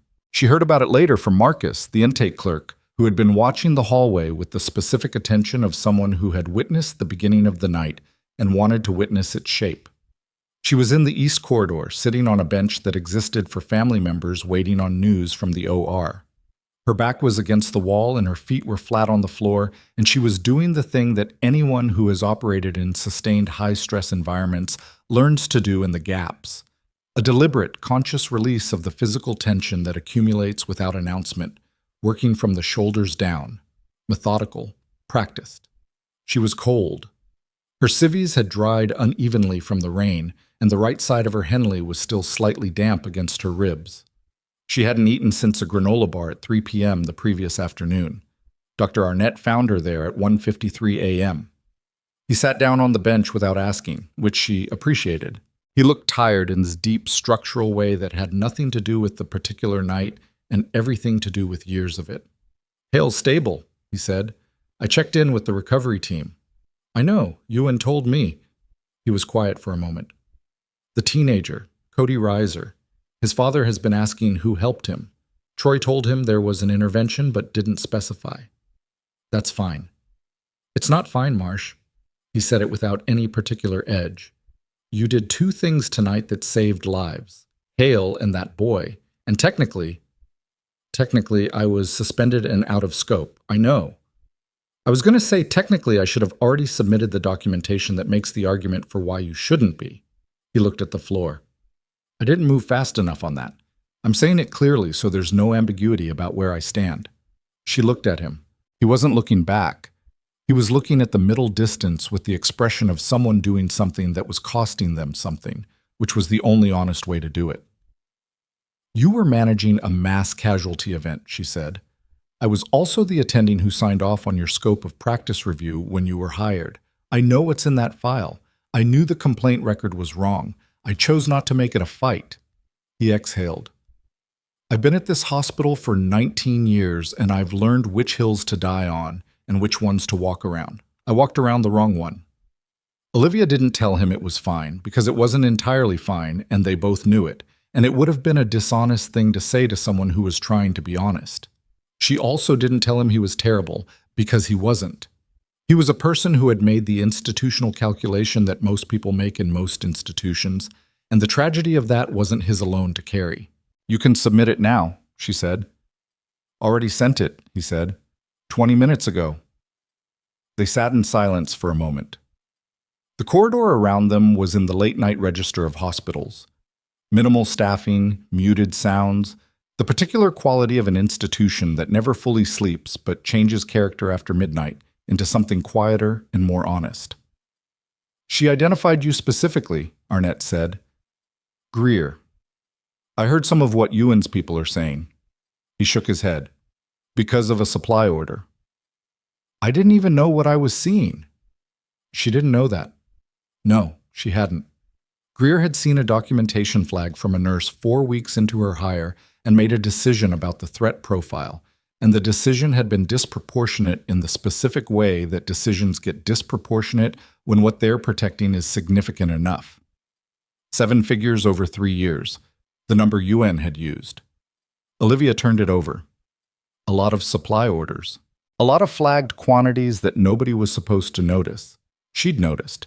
Not meaningfully. Not in a way that would have led anywhere on its own. But Greer hadn't known that. Calloway's investigators arrived at 2:07 a.m. 3 of them, civilian dress, with the quiet efficiency of people who had done this in enough buildings to have developed a workflow for it. They moved to the administrative suite first, then to the server room with a forensic imaging kit, then to the security office where Reeves's workstation was now being treated as a data source rather than a workspace. UN briefed Olivia on the sequence while they walked the corridor together. The server pull was already complete. Calloway's team had initiated it remotely as soon as the preservation order was in place, and what they had was a full mirror of the hospital's internal system as of 11:58 p.m. Whatever Greer had done before that timestamp was recoverable. Whatever she'd tried to do after it, the access attempts, the emails, any further deletions, was logged. The shredded documents, Olivia said. Forensics will attempt reconstruction. Crosscut shredder, which is harder, but the volume is manageable. And honestly, Ewan's voice had the specific quality of restraint, of someone not stating the stronger version of what they're thinking. The server records are comprehensive enough that the physical documents are supplementary at this point. We have the emails. We have the procurement records. We have the complaint generation trail. You can see where the complaints originated from. We can see everything. Internal messaging, drafts, the works. She paused. Reeves received written instructions from Greer in the format of informal messages, phrased carefully, the way people phrase things when they know they shouldn't be putting something in writing, but do it anyway because they think the system is secure. Another pause. He followed them precisely, for 14 months. Olivia absorbed that. She thought about the 32 complaints he'd filed against nursing staff over 6 years. She thought about whether any of those other nurses had also noticed something they weren't supposed to notice, or whether she'd been the specific target and the others had been cover. a pattern of behavior that made his actions against her look like a personality trait rather than a directive. "What happened to the others?" she said. Yuen looked at her. "What others?" "The other staff he filed against. Over 6 years. 32 complaints total." A beat of silence. "We'll look at that," Yuen said. It was the answer of someone who hadn't considered the question and had just been reminded that they should. At 2:29 a.m., Calloway arrived in person. He was not what she'd constructed from his voice, older, probably mid-60s, with the physical economy of someone who had spent decades moving through institutions and learning to take up exactly the space he needed and no more. He wore a gray suit that had been appropriate for wherever he'd come from and was now creased in the places that hours of travel create. He shook Yuen's hand, looked at Olivia, and nodded once with the specific brevity of a person who reserves formal acknowledgement for formal settings. "Marcus is stable," he said. "Yes," Olivia said. "I spoke to Bose briefly. She said the pre-surgical intervention was, her word, decisive." He looked at Olivia with the evaluating attention of someone who collects data points before forming assessments. "I've read your service record, your full record, not the summary." She said nothing. "I want to understand something," he said. "You've been here 14 months. The complaint record against you starts at week 4. In that time, you were documented as identifying a hypoxic event in a non-assigned patient, flagged twice for proactive patient advocacy, and received no negative patient outcome reviews from anyone in a direct clinical role." He paused. "You also never filed a formal counter-complaint against Reeves." "I filed 11, which were dismissed." "Which were dismissed," she agreed. "Why didn't you escalate above the hospital level?" It was the question she'd expected. She'd asked it herself more than once, in the specific way you ask yourself questions in the middle of the night when the building is quiet and the shift is ending and the weight of 14 months is sitting in your chest. "Because the escalation path assumes good faith from the institution," she said. "I didn't have evidence that the complaint pattern was coordinated. I had a feeling and a documented record, and the documented record had been shaped by the same people I was trying to report." She paused. "Also, and I'm being precise about this, I was afraid that escalating would accelerate the suspension. I was trying to stay in the building." Calloway looked at her for a moment. "Because of the patients. Because of the patients." He was quiet. Then, "That's both the right instinct and a system failure. I want you to understand that the distinction matters to me." He turned toward the administrative suite. "I have several hours of work ahead. We'll speak again when the picture is more complete." He walked away. Yuen watched him go, then looked at Olivia with an expression that said several things simultaneously and was too professional to voice any of them. At 3:15 a.m., the picture began to come clear in pieces. The procurement fraud was worse than the initial estimate. 3 years of inflated supply contracts through a vendor called Meridian Supply Solutions, which Calloway's investigators quickly established was a shell company with a paper trail that led through 2 intermediate entities to a personal account connected to Greer's brother-in-law. The total over 3 years was not 7 figures. It was closer to 2.3 million, spread across enough line items that no single transaction had been large enough to trigger an automatic audit flag. The complaint campaign against Olivia had been initiated formally in week 5 of her hire, not week 4. The week 4 flag had been an informal note in Greer's internal messaging. The week 5 action had been the first official communication to Reeves. The note from week 4 read, "New nurse in East, flagged supply order 7741-C, watch her." 11 words. 3 months after that note, supply order 7741-C had been quietly restructured so that the duplicate quantities that Olivia had noticed no longer appeared in the same format. She'd noticed the right thing. She just hadn't known she was looking at evidence. Reeves had been thorough, and he had been consistent, and reading the scope of the campaign against her was like looking at something architectural, deliberate, load-bearing, designed to support a weight that wasn't visible unless you looked at what it was protecting. The 32 complaints against other nursing staff over 6 years broke down differently than she'd expected. 20 of them clustered in the first 4 years and had the character of a security officer establishing his authority in a new institution. The remaining 12, filed over the last 2 years, were more selective. 3 of those 12 were nurses who had at various points interfaced with procurement records, supply deliveries, or inventory flags. Greer had identified them. Reeves had managed them. 2 had resigned. 1 had transferred. Olivia had been the most recent and the most persistent. Perkins brought her this information in segments, the way information comes in active investigations. Incomplete, requiring assembly, some pieces fitting cleanly, and some requiring re-examination. Olivia sat with it in the east corridor and worked through it with the same methodical attention she'd learned to apply to complex patient presentations. Pattern recognition, differential assessment, the discipline of not concluding until the picture was complete. At 4:02 a.m., Damon Reeves was formally placed under federal detention pending investigation. He was walked out of the security office by 2 of Callaway's investigators and 2 Delworth PD officers, through the lobby, past the front desk where Marcus was still at intake. Marcus watched him go with the expression of someone who had witnessed the beginning and the end of something in the same building on the same night. Reeves walked without resistance. He had the look of a man who had been awake for the wrong reasons for too long and had arrived at the specific exhaustion of people whose energy comes from maintaining a version of events, and who find, when that version collapses, that there is nothing underneath it. He passed the glass doors. The early morning dark was outside. The rain had stopped hours ago, and the wet pavement was lit by the parking structure lights and the overnight security lamps, the red patrol lights finally off, the drop-off loop quiet. He didn't look back. 20 minutes later, Lena Greer was escorted out through the administrative entrance by a different pair of investigators. She walked with her attorney, who had arrived at 3:40 a.m. and had spent 20 minutes in the suite reviewing what the investigators had, and then had said something very quietly to Greer that had the effect of reconfiguring her posture entirely. She was composed on the outside and had the specific brittle quality of that composure, visible only at the edges, in the grip of her hands and the set of her jaw. She had spent 6 years building a structure. She had spent 6 years making institutional calculations about what was worth protecting and what was safe to sacrifice and where the leverage points were. She had been precise about it. She had been, in most respects, professionally successful at it.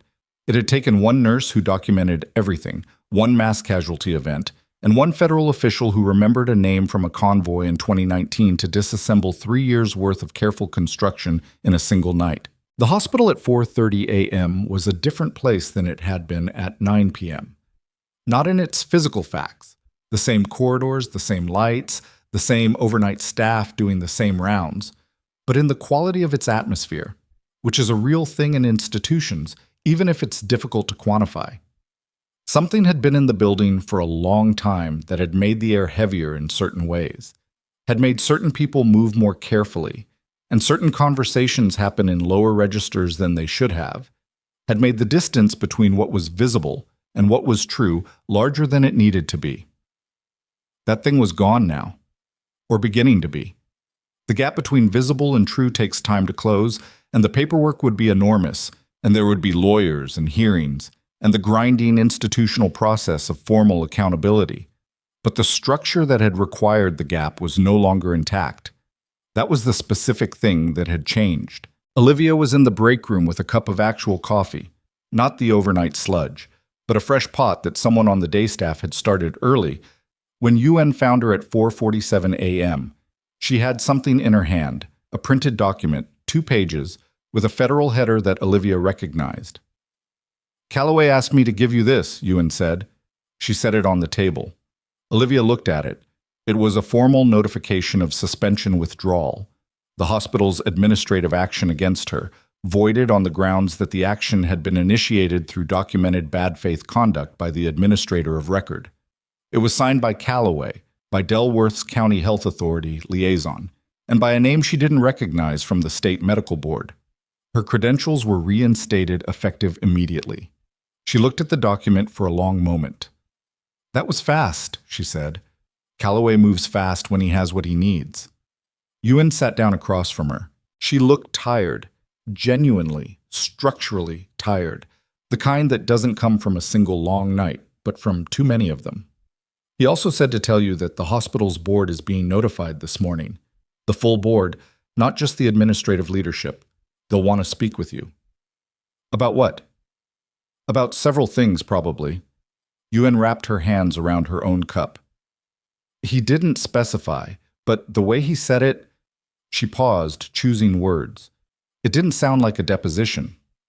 Olivia looked at the document again, her name printed clearly on the top line, her credentials listed correctly. The action that Greer had approved in 11 minutes and that had landed her in the rain outside this building, now reduced to avoided administrative notation. 14 months. 3 bad faith complaints a month, on average.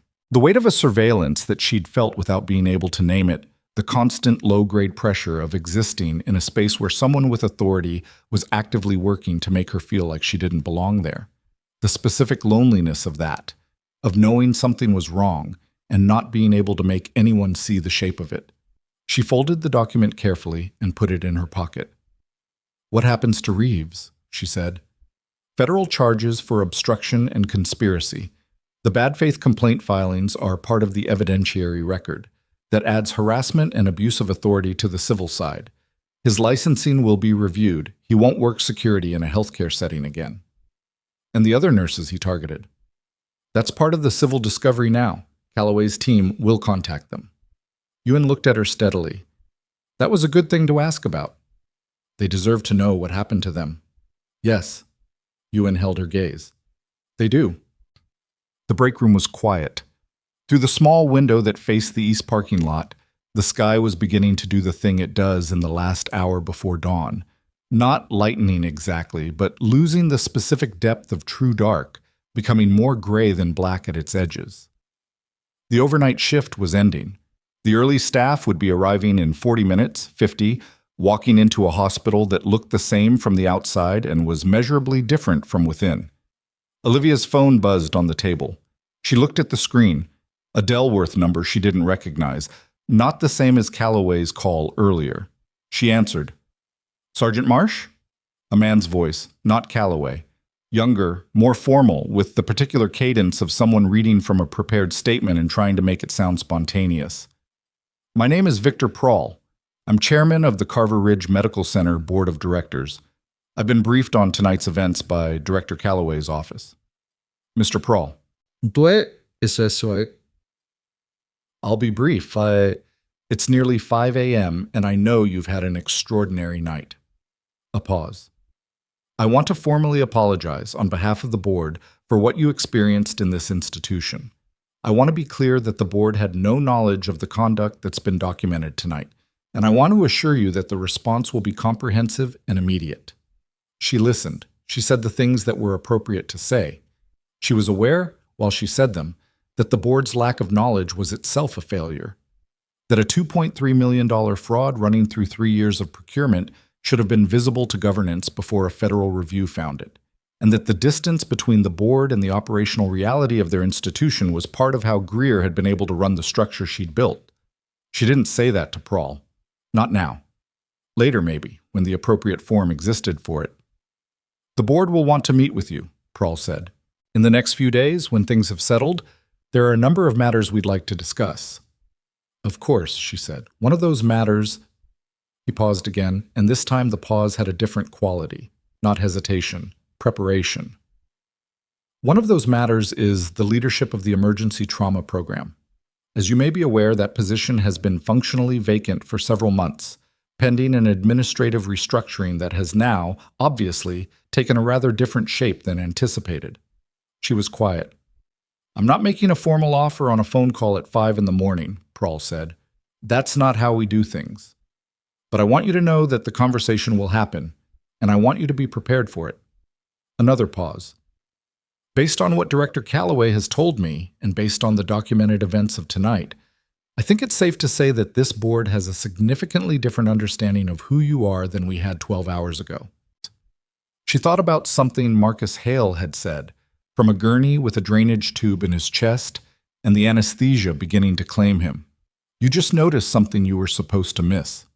She had noticed. She had documented. She had stayed in the building for 14 months under conditions that were designed to make her leave, and she had kept her head down and done her job and tried not to let anyone see too clearly what she was capable of. She was done with that last part. "I'll look forward to the conversation," she said. She ended the call. Ewan was watching her from across the table with an expression that was almost but not quite a smile. "Good call," she said. "Interesting one." Olivia picked up her coffee. "Ewan, the service record that Calloway read. The full one, not the summary." "What about it?" "How much of it did you read?" Ewan's expression shifted. "Enough." "Then you know about Kashan, the convoy, 2019. "Yes." Olivia looked at the window. The sky was grayer now, definitively moving toward dawn. "Hale said he was the civilian liaison in the second vehicle," she said. "I didn't know who he was when I—" She stopped, reorganized. "I didn't know who any of them were. I just knew what I needed to do." "I know," Ewan said. "He said he was going to make it right before he went into surgery."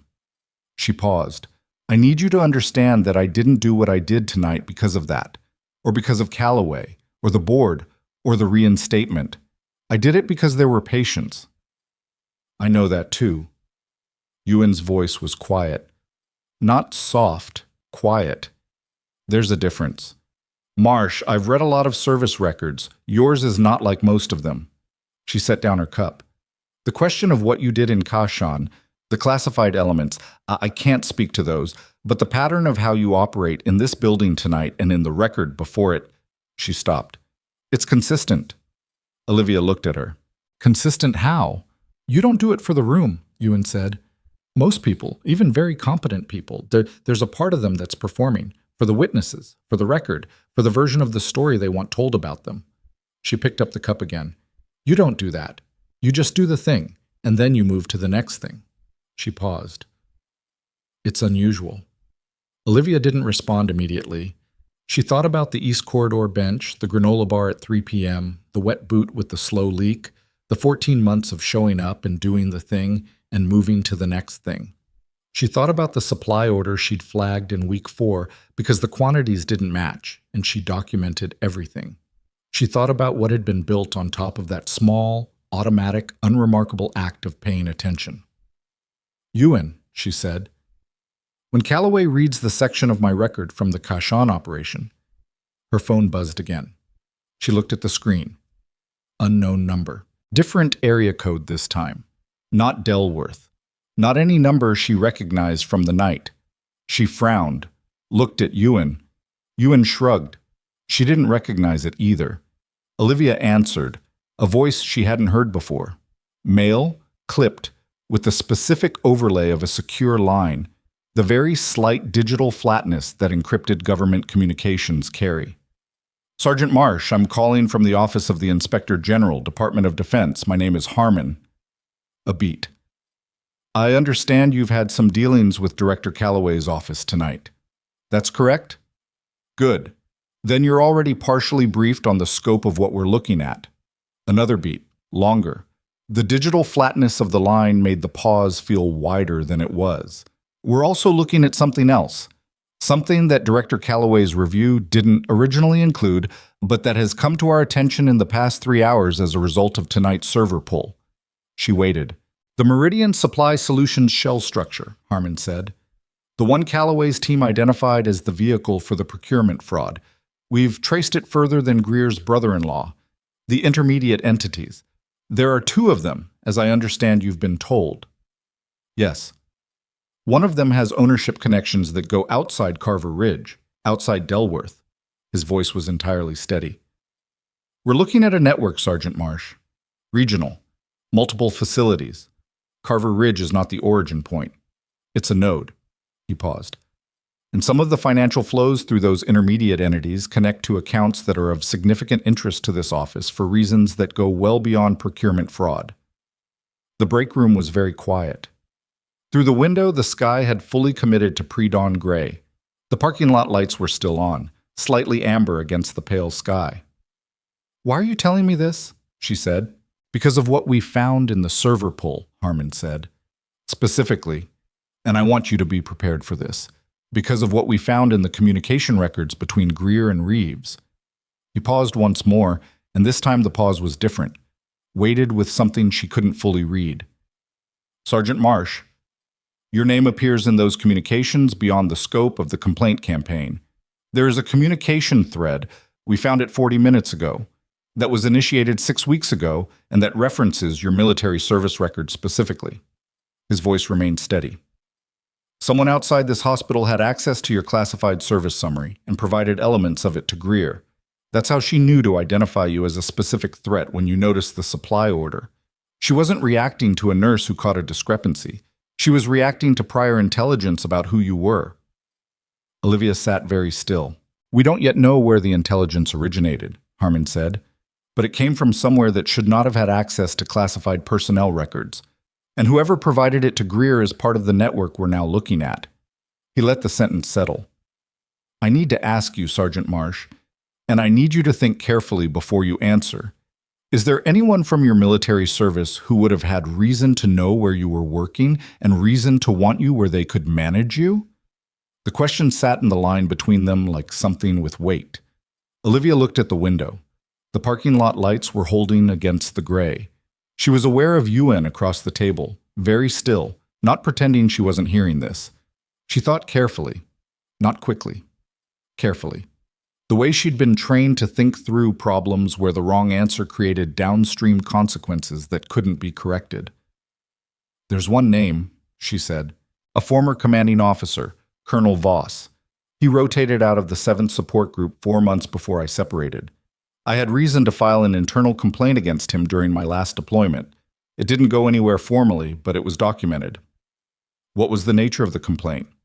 He authorized an extraction route that I assessed as compromised. I refused the order. 3 people who took that route didn't come back. She kept her voice level. The official review found the route assessment inconclusive. Voss received a lateral transfer, not a reprimand. A pause on the line. The digital flatness of it made Harmon's silence feel like a room.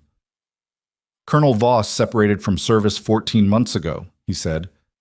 Approximately the same time you were hired at Carver Ridge. She absorbed that. He went into private consulting, Harmon continued, defense sector adjacent. One of his client entities, we're still establishing the full scope, has financial connections to the intermediate shell structure in the Meridian network. Another pause. We don't have a complete picture yet, but the threat exists, and it's not thin. He tracked me, she said. It wasn't a question. It appears that way. Whether the intent was surveillance, containment, or something else, we're still working that. Harmon's voice remained steady, but there was something beneath the professional flatness now. Careful anger, the kind that trained people compress into operational language. I want you to know that this office takes the unauthorized access to classified personnel records very seriously. Whatever Voss's motivation, what he did, providing your service summary to a civilian hospital administrator, that's a federal crime. Multiple counts. She thought about 14 months. The complaint record.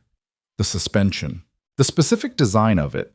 Not just harassment, but the kind of institutional pressure that makes a person doubt the ground they're standing on, that makes them smaller by increments, that turns the act of showing up into an act of resistance.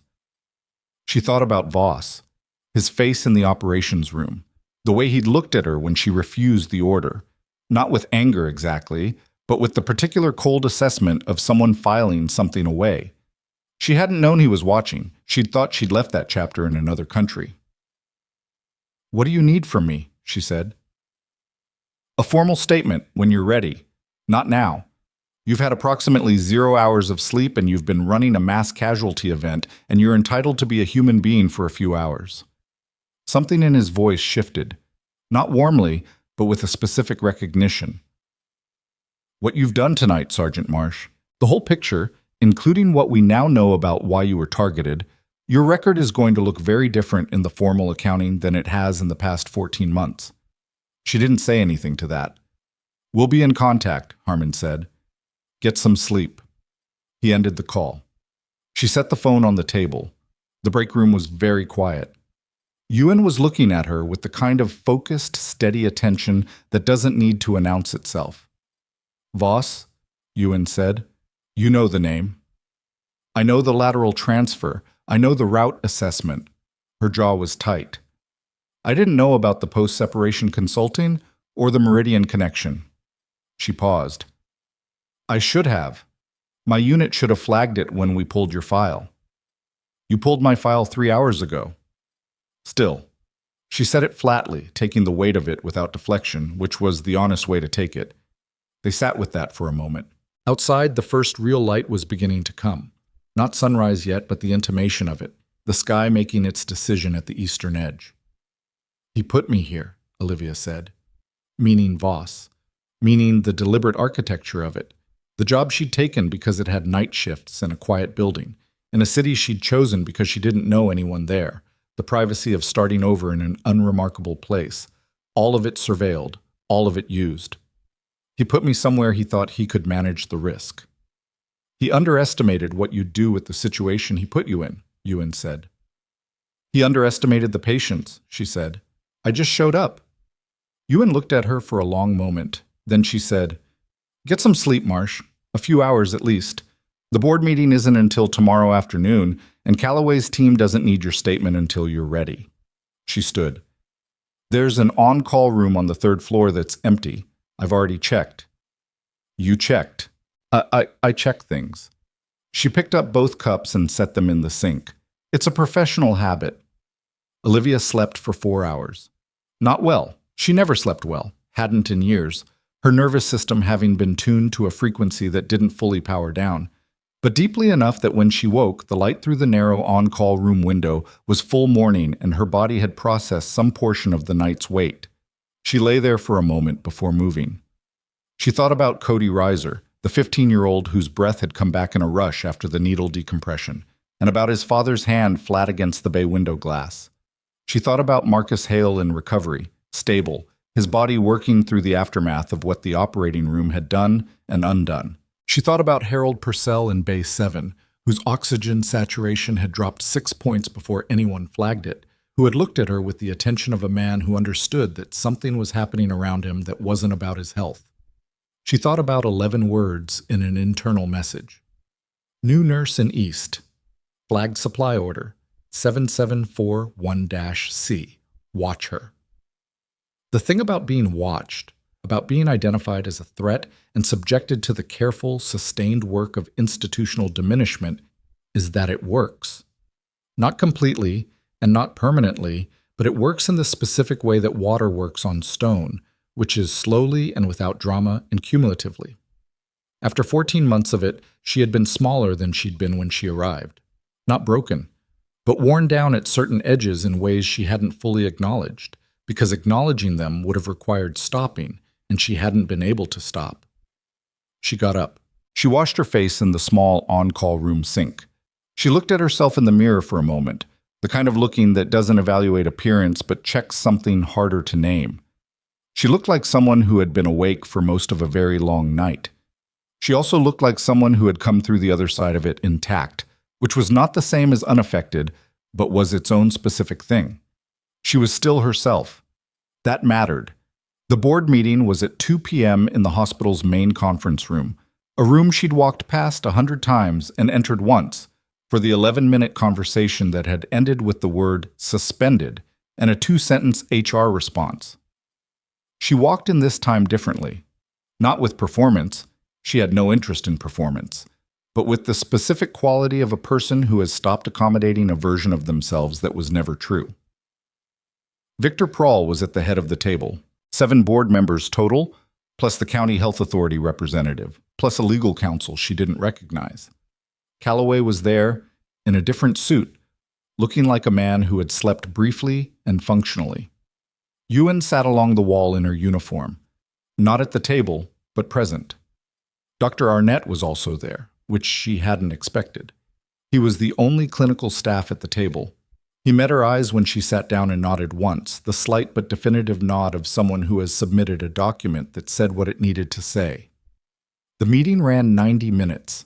It covered the formal voiding of her suspension, the scope of the procurement investigation and Greer's removal, Reeves's federal detention, and the Department of Labor referral for the complaint record against him and the other affected staff members, and the preliminary findings of Calloway's review as they pertain to institutional governance failures at Carver Ridge. It was not a comfortable meeting. Prawl was not a man who performed comfort in difficult circumstances, which Olivia appreciated. He was direct about the board's failures, the oversight gaps, the governance distance, the structural conditions that had allowed Greer to build what she'd built without meaningful check. He said the word failure several times, clearly, without softening it into accountability language. That also mattered. Toward the end, he turned to her directly. "We'd like to offer you the directorship of the emergency trauma program," he said. "Formal offer, full compensation package, beginning whenever you're ready. Dr. Arnett has agreed to co-develop the program structure with you." He paused. "We're not asking you to forget what happened in this institution. We're asking you to help us build something that functions the way it should have from the start." She looked around the table. She looked at Calloway, who was watching her with the patient attention of someone who already knew what she was going to say and was waiting for her to get there. She looked at Ewan along the wall, who was looking at the table in front of her with the professional blankness that Olivia had learned over one long night to read as something else entirely. She looked at Arnett. He raised an eyebrow, barely, a gesture that said, in the specific shorthand of people who have worked a crisis together, "Your call, I'll back whatever you do." "Yes," she said. "With conditions." Prawl nodded. "Name them." The conditions were 3. First, a formal review of every complaint filed by Reeves against any staff member over his 6-year tenure, with remediation offered to affected employees. Second, an independent clinical oversight committee, reporting directly to the board, with the authority to flag administrative actions against clinical staff. Third, full transparency in supply chain auditing, with clinical staff access to procurement flag reports on a quarterly basis. She said them without hedging. The board's legal counsel wrote quickly. Prawl didn't flinch.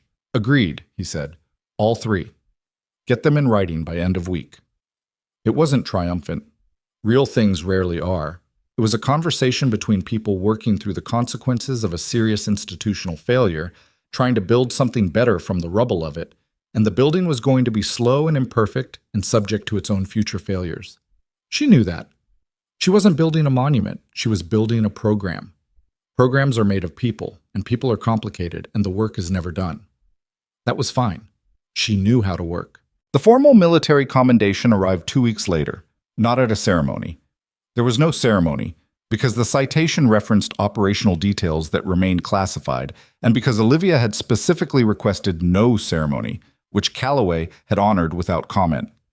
The commendation came in a sealed envelope delivered by Captain Yuen in person, in the hallway outside the Emergency Trauma Program's new administrative office, which still smelled of fresh paint and had boxes stacked against one wall that hadn't been unpacked yet.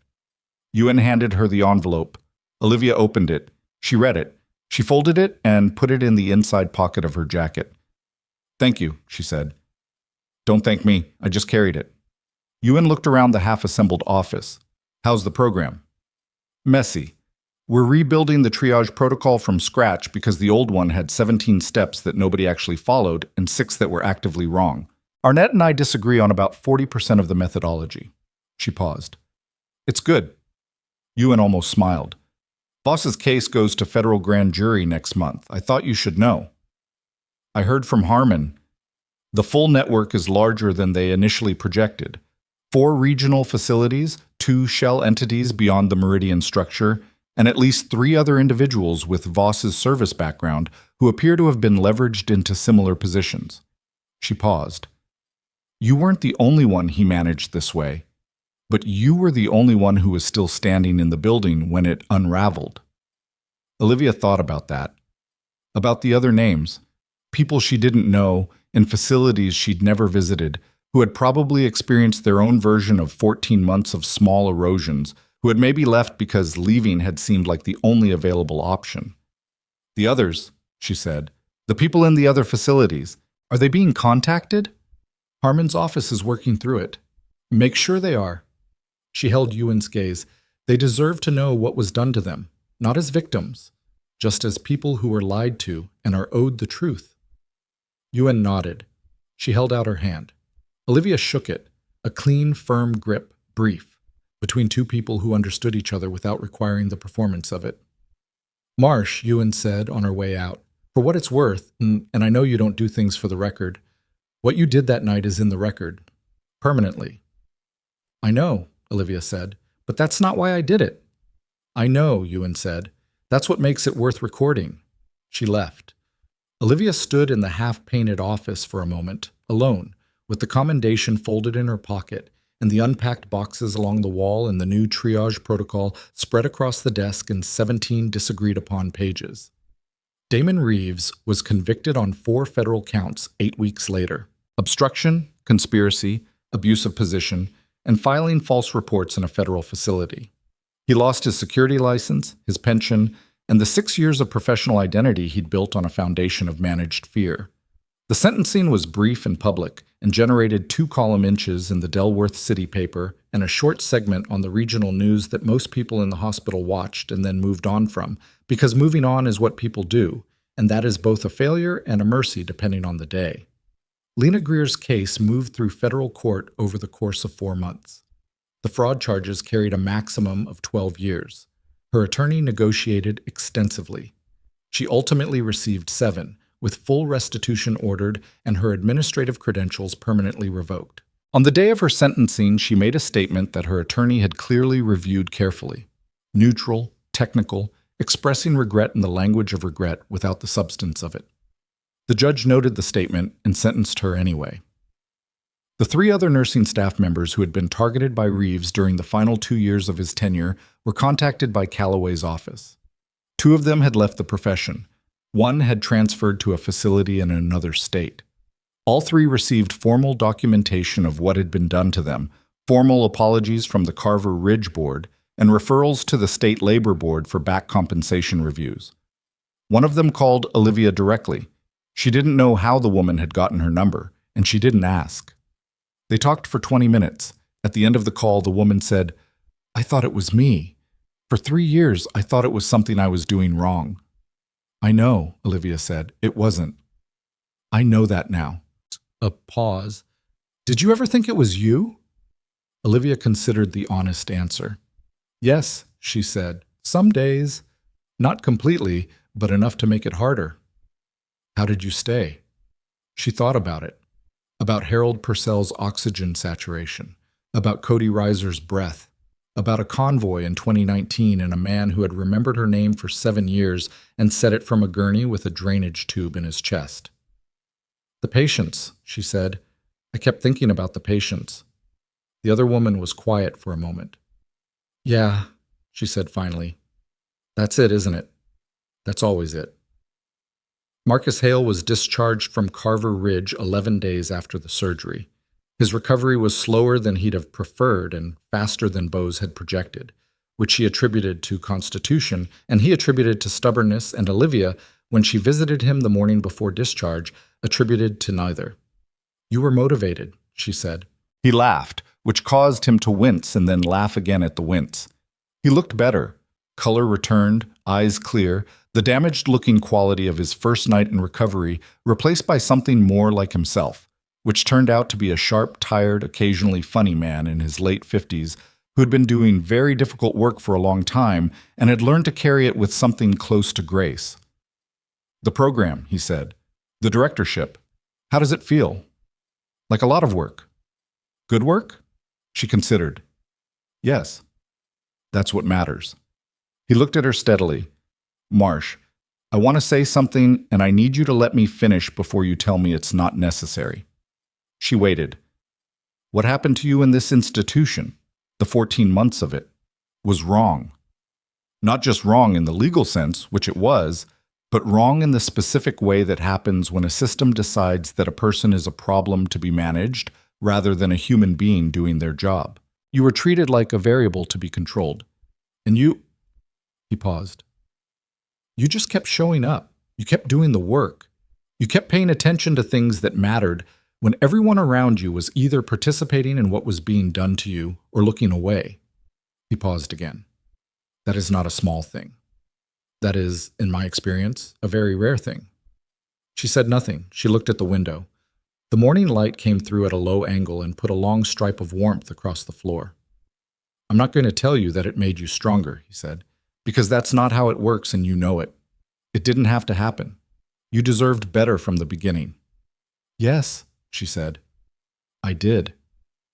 It was the first time she'd said it clearly, without qualification, without the softening that comes from years of learning to take up less space, without the institutional conditioning that turns "I was wronged" into "there were contributing factors on all sides."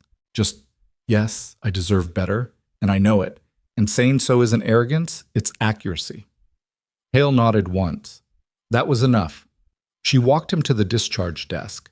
She stood on the hospital's front entrance step and watched the car take him toward the main road, and she stood there for a moment in the morning air, which was warmer than it had been in weeks, and carried the specific smell of a city waking up. Exhaust and coffee and damp pavement and something green from the strip of trees along the east perimeter. She thought about the night she'd stood in front of this building in the rain, the red lights on the pavement, the glass doors and the faces behind them, and the deliberate, certain humiliation of being walked out of a place where she belonged. She thought about the heaviness of that, how it had felt like an ending, how it had been designed to feel like an ending. She thought about the helicopter. There is something that nobody tells you about the kind of people who are built for the hardest work, the ones who show up in the worst moments and do the thing that needs doing, not for recognition, not for the story they'll tell later, but because the work is there and they are there and someone has to. Nobody tells you how lonely that is. Nobody tells you that the same qualities that make you capable of saving lives in a bay with inadequate equipment and zero authorization can make you invisible in the ordinary hours between crises, can make institutions treat you as a threat rather than a resource, can make the people who benefit most from your presence the ones least likely to acknowledge it. Nobody tells you that, and you figure it out anyway, and you keep showing up anyway, and you keep paying attention to the things that matter anyway. Not because it's noble, because it's who you are. Because the alternative, becoming someone who looks away, is a cost you're not willing to pay. The difference, in the end, is not that the world rewarded her for that. The world is not structured around reward.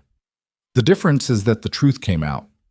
Not quickly, not cleanly, not without cost, but it came out. The record was corrected. The people responsible for the distortion faced the consequences of it. The patients she had stayed for were alive, and she was standing in front of a hospital that had her name on a new office door, and work to do that was worth doing. She turned and walked back inside. The intake desk was staffed by Marcus this morning, the same Marcus who had looked at her with the expression of someone who understood and couldn't do anything about it. The night Reeves walked her out. He looked up when she came through the doors. "Morning, Dr. Marsh," he said. Not Nurse Marsh, not Olivia. Not the careful nothing of people who have been taught to manage their acknowledgement of her. She'd corrected him once. She didn't hold a doctorate. She was a nurse practitioner with a directorship. The title wasn't technically right. He'd said, "I know, but you earned something, and I don't have a better word for it." She'd let it go after that. "Morning, Marcus," she said. She walked through the lobby, through the east corridor where she'd sat on the family bench at 4 a.m. with her back against the wall and her wet boot on the floor. Past Bay 7, where Harold Purcell had been, where the monitor had registered a drop that shouldn't have been missed. Past the administrative suite, newly occupied by an interim administrator pending a formal search, its door open and its credenza visible and its shredder conspicuously absent. She walked to her office. She opened the door. She sat down at her desk, moved the triage protocol to the center where she could work on it, picked up a pen, and crossed out step 9, which was redundant, and wrote a replacement in the margin in her precise automatic handwriting. Outside the window, Delworth was fully morning now. The trees along the east perimeter were moving slightly in the wind. Somewhere in the building, a shift was changing. She could hear the cadence of it, the handoff sounds, the particular rhythm of one group of people giving a building to another group who would carry it until they couldn't anymore and then pass it forward. She worked. That is what she did, and what she had always done, and what she would keep doing. Not because someone was watching, not because the record would show it, not because she had anything left to prove, but because the work was real and the patients were real, and she had learned in 14 months of being told otherwise that the most subversive thing a person can do in a system designed to make them small is to keep being exactly who they are. The woman who had been walked into the rain came back through the front doors of her own accord. She came back with her credentials intact and her record corrected and her name on a door that used to belong to someone who'd spent years deciding she wasn't worth the room. She sat down at her desk. She crossed out step 9. She wrote the replacement. She got to work.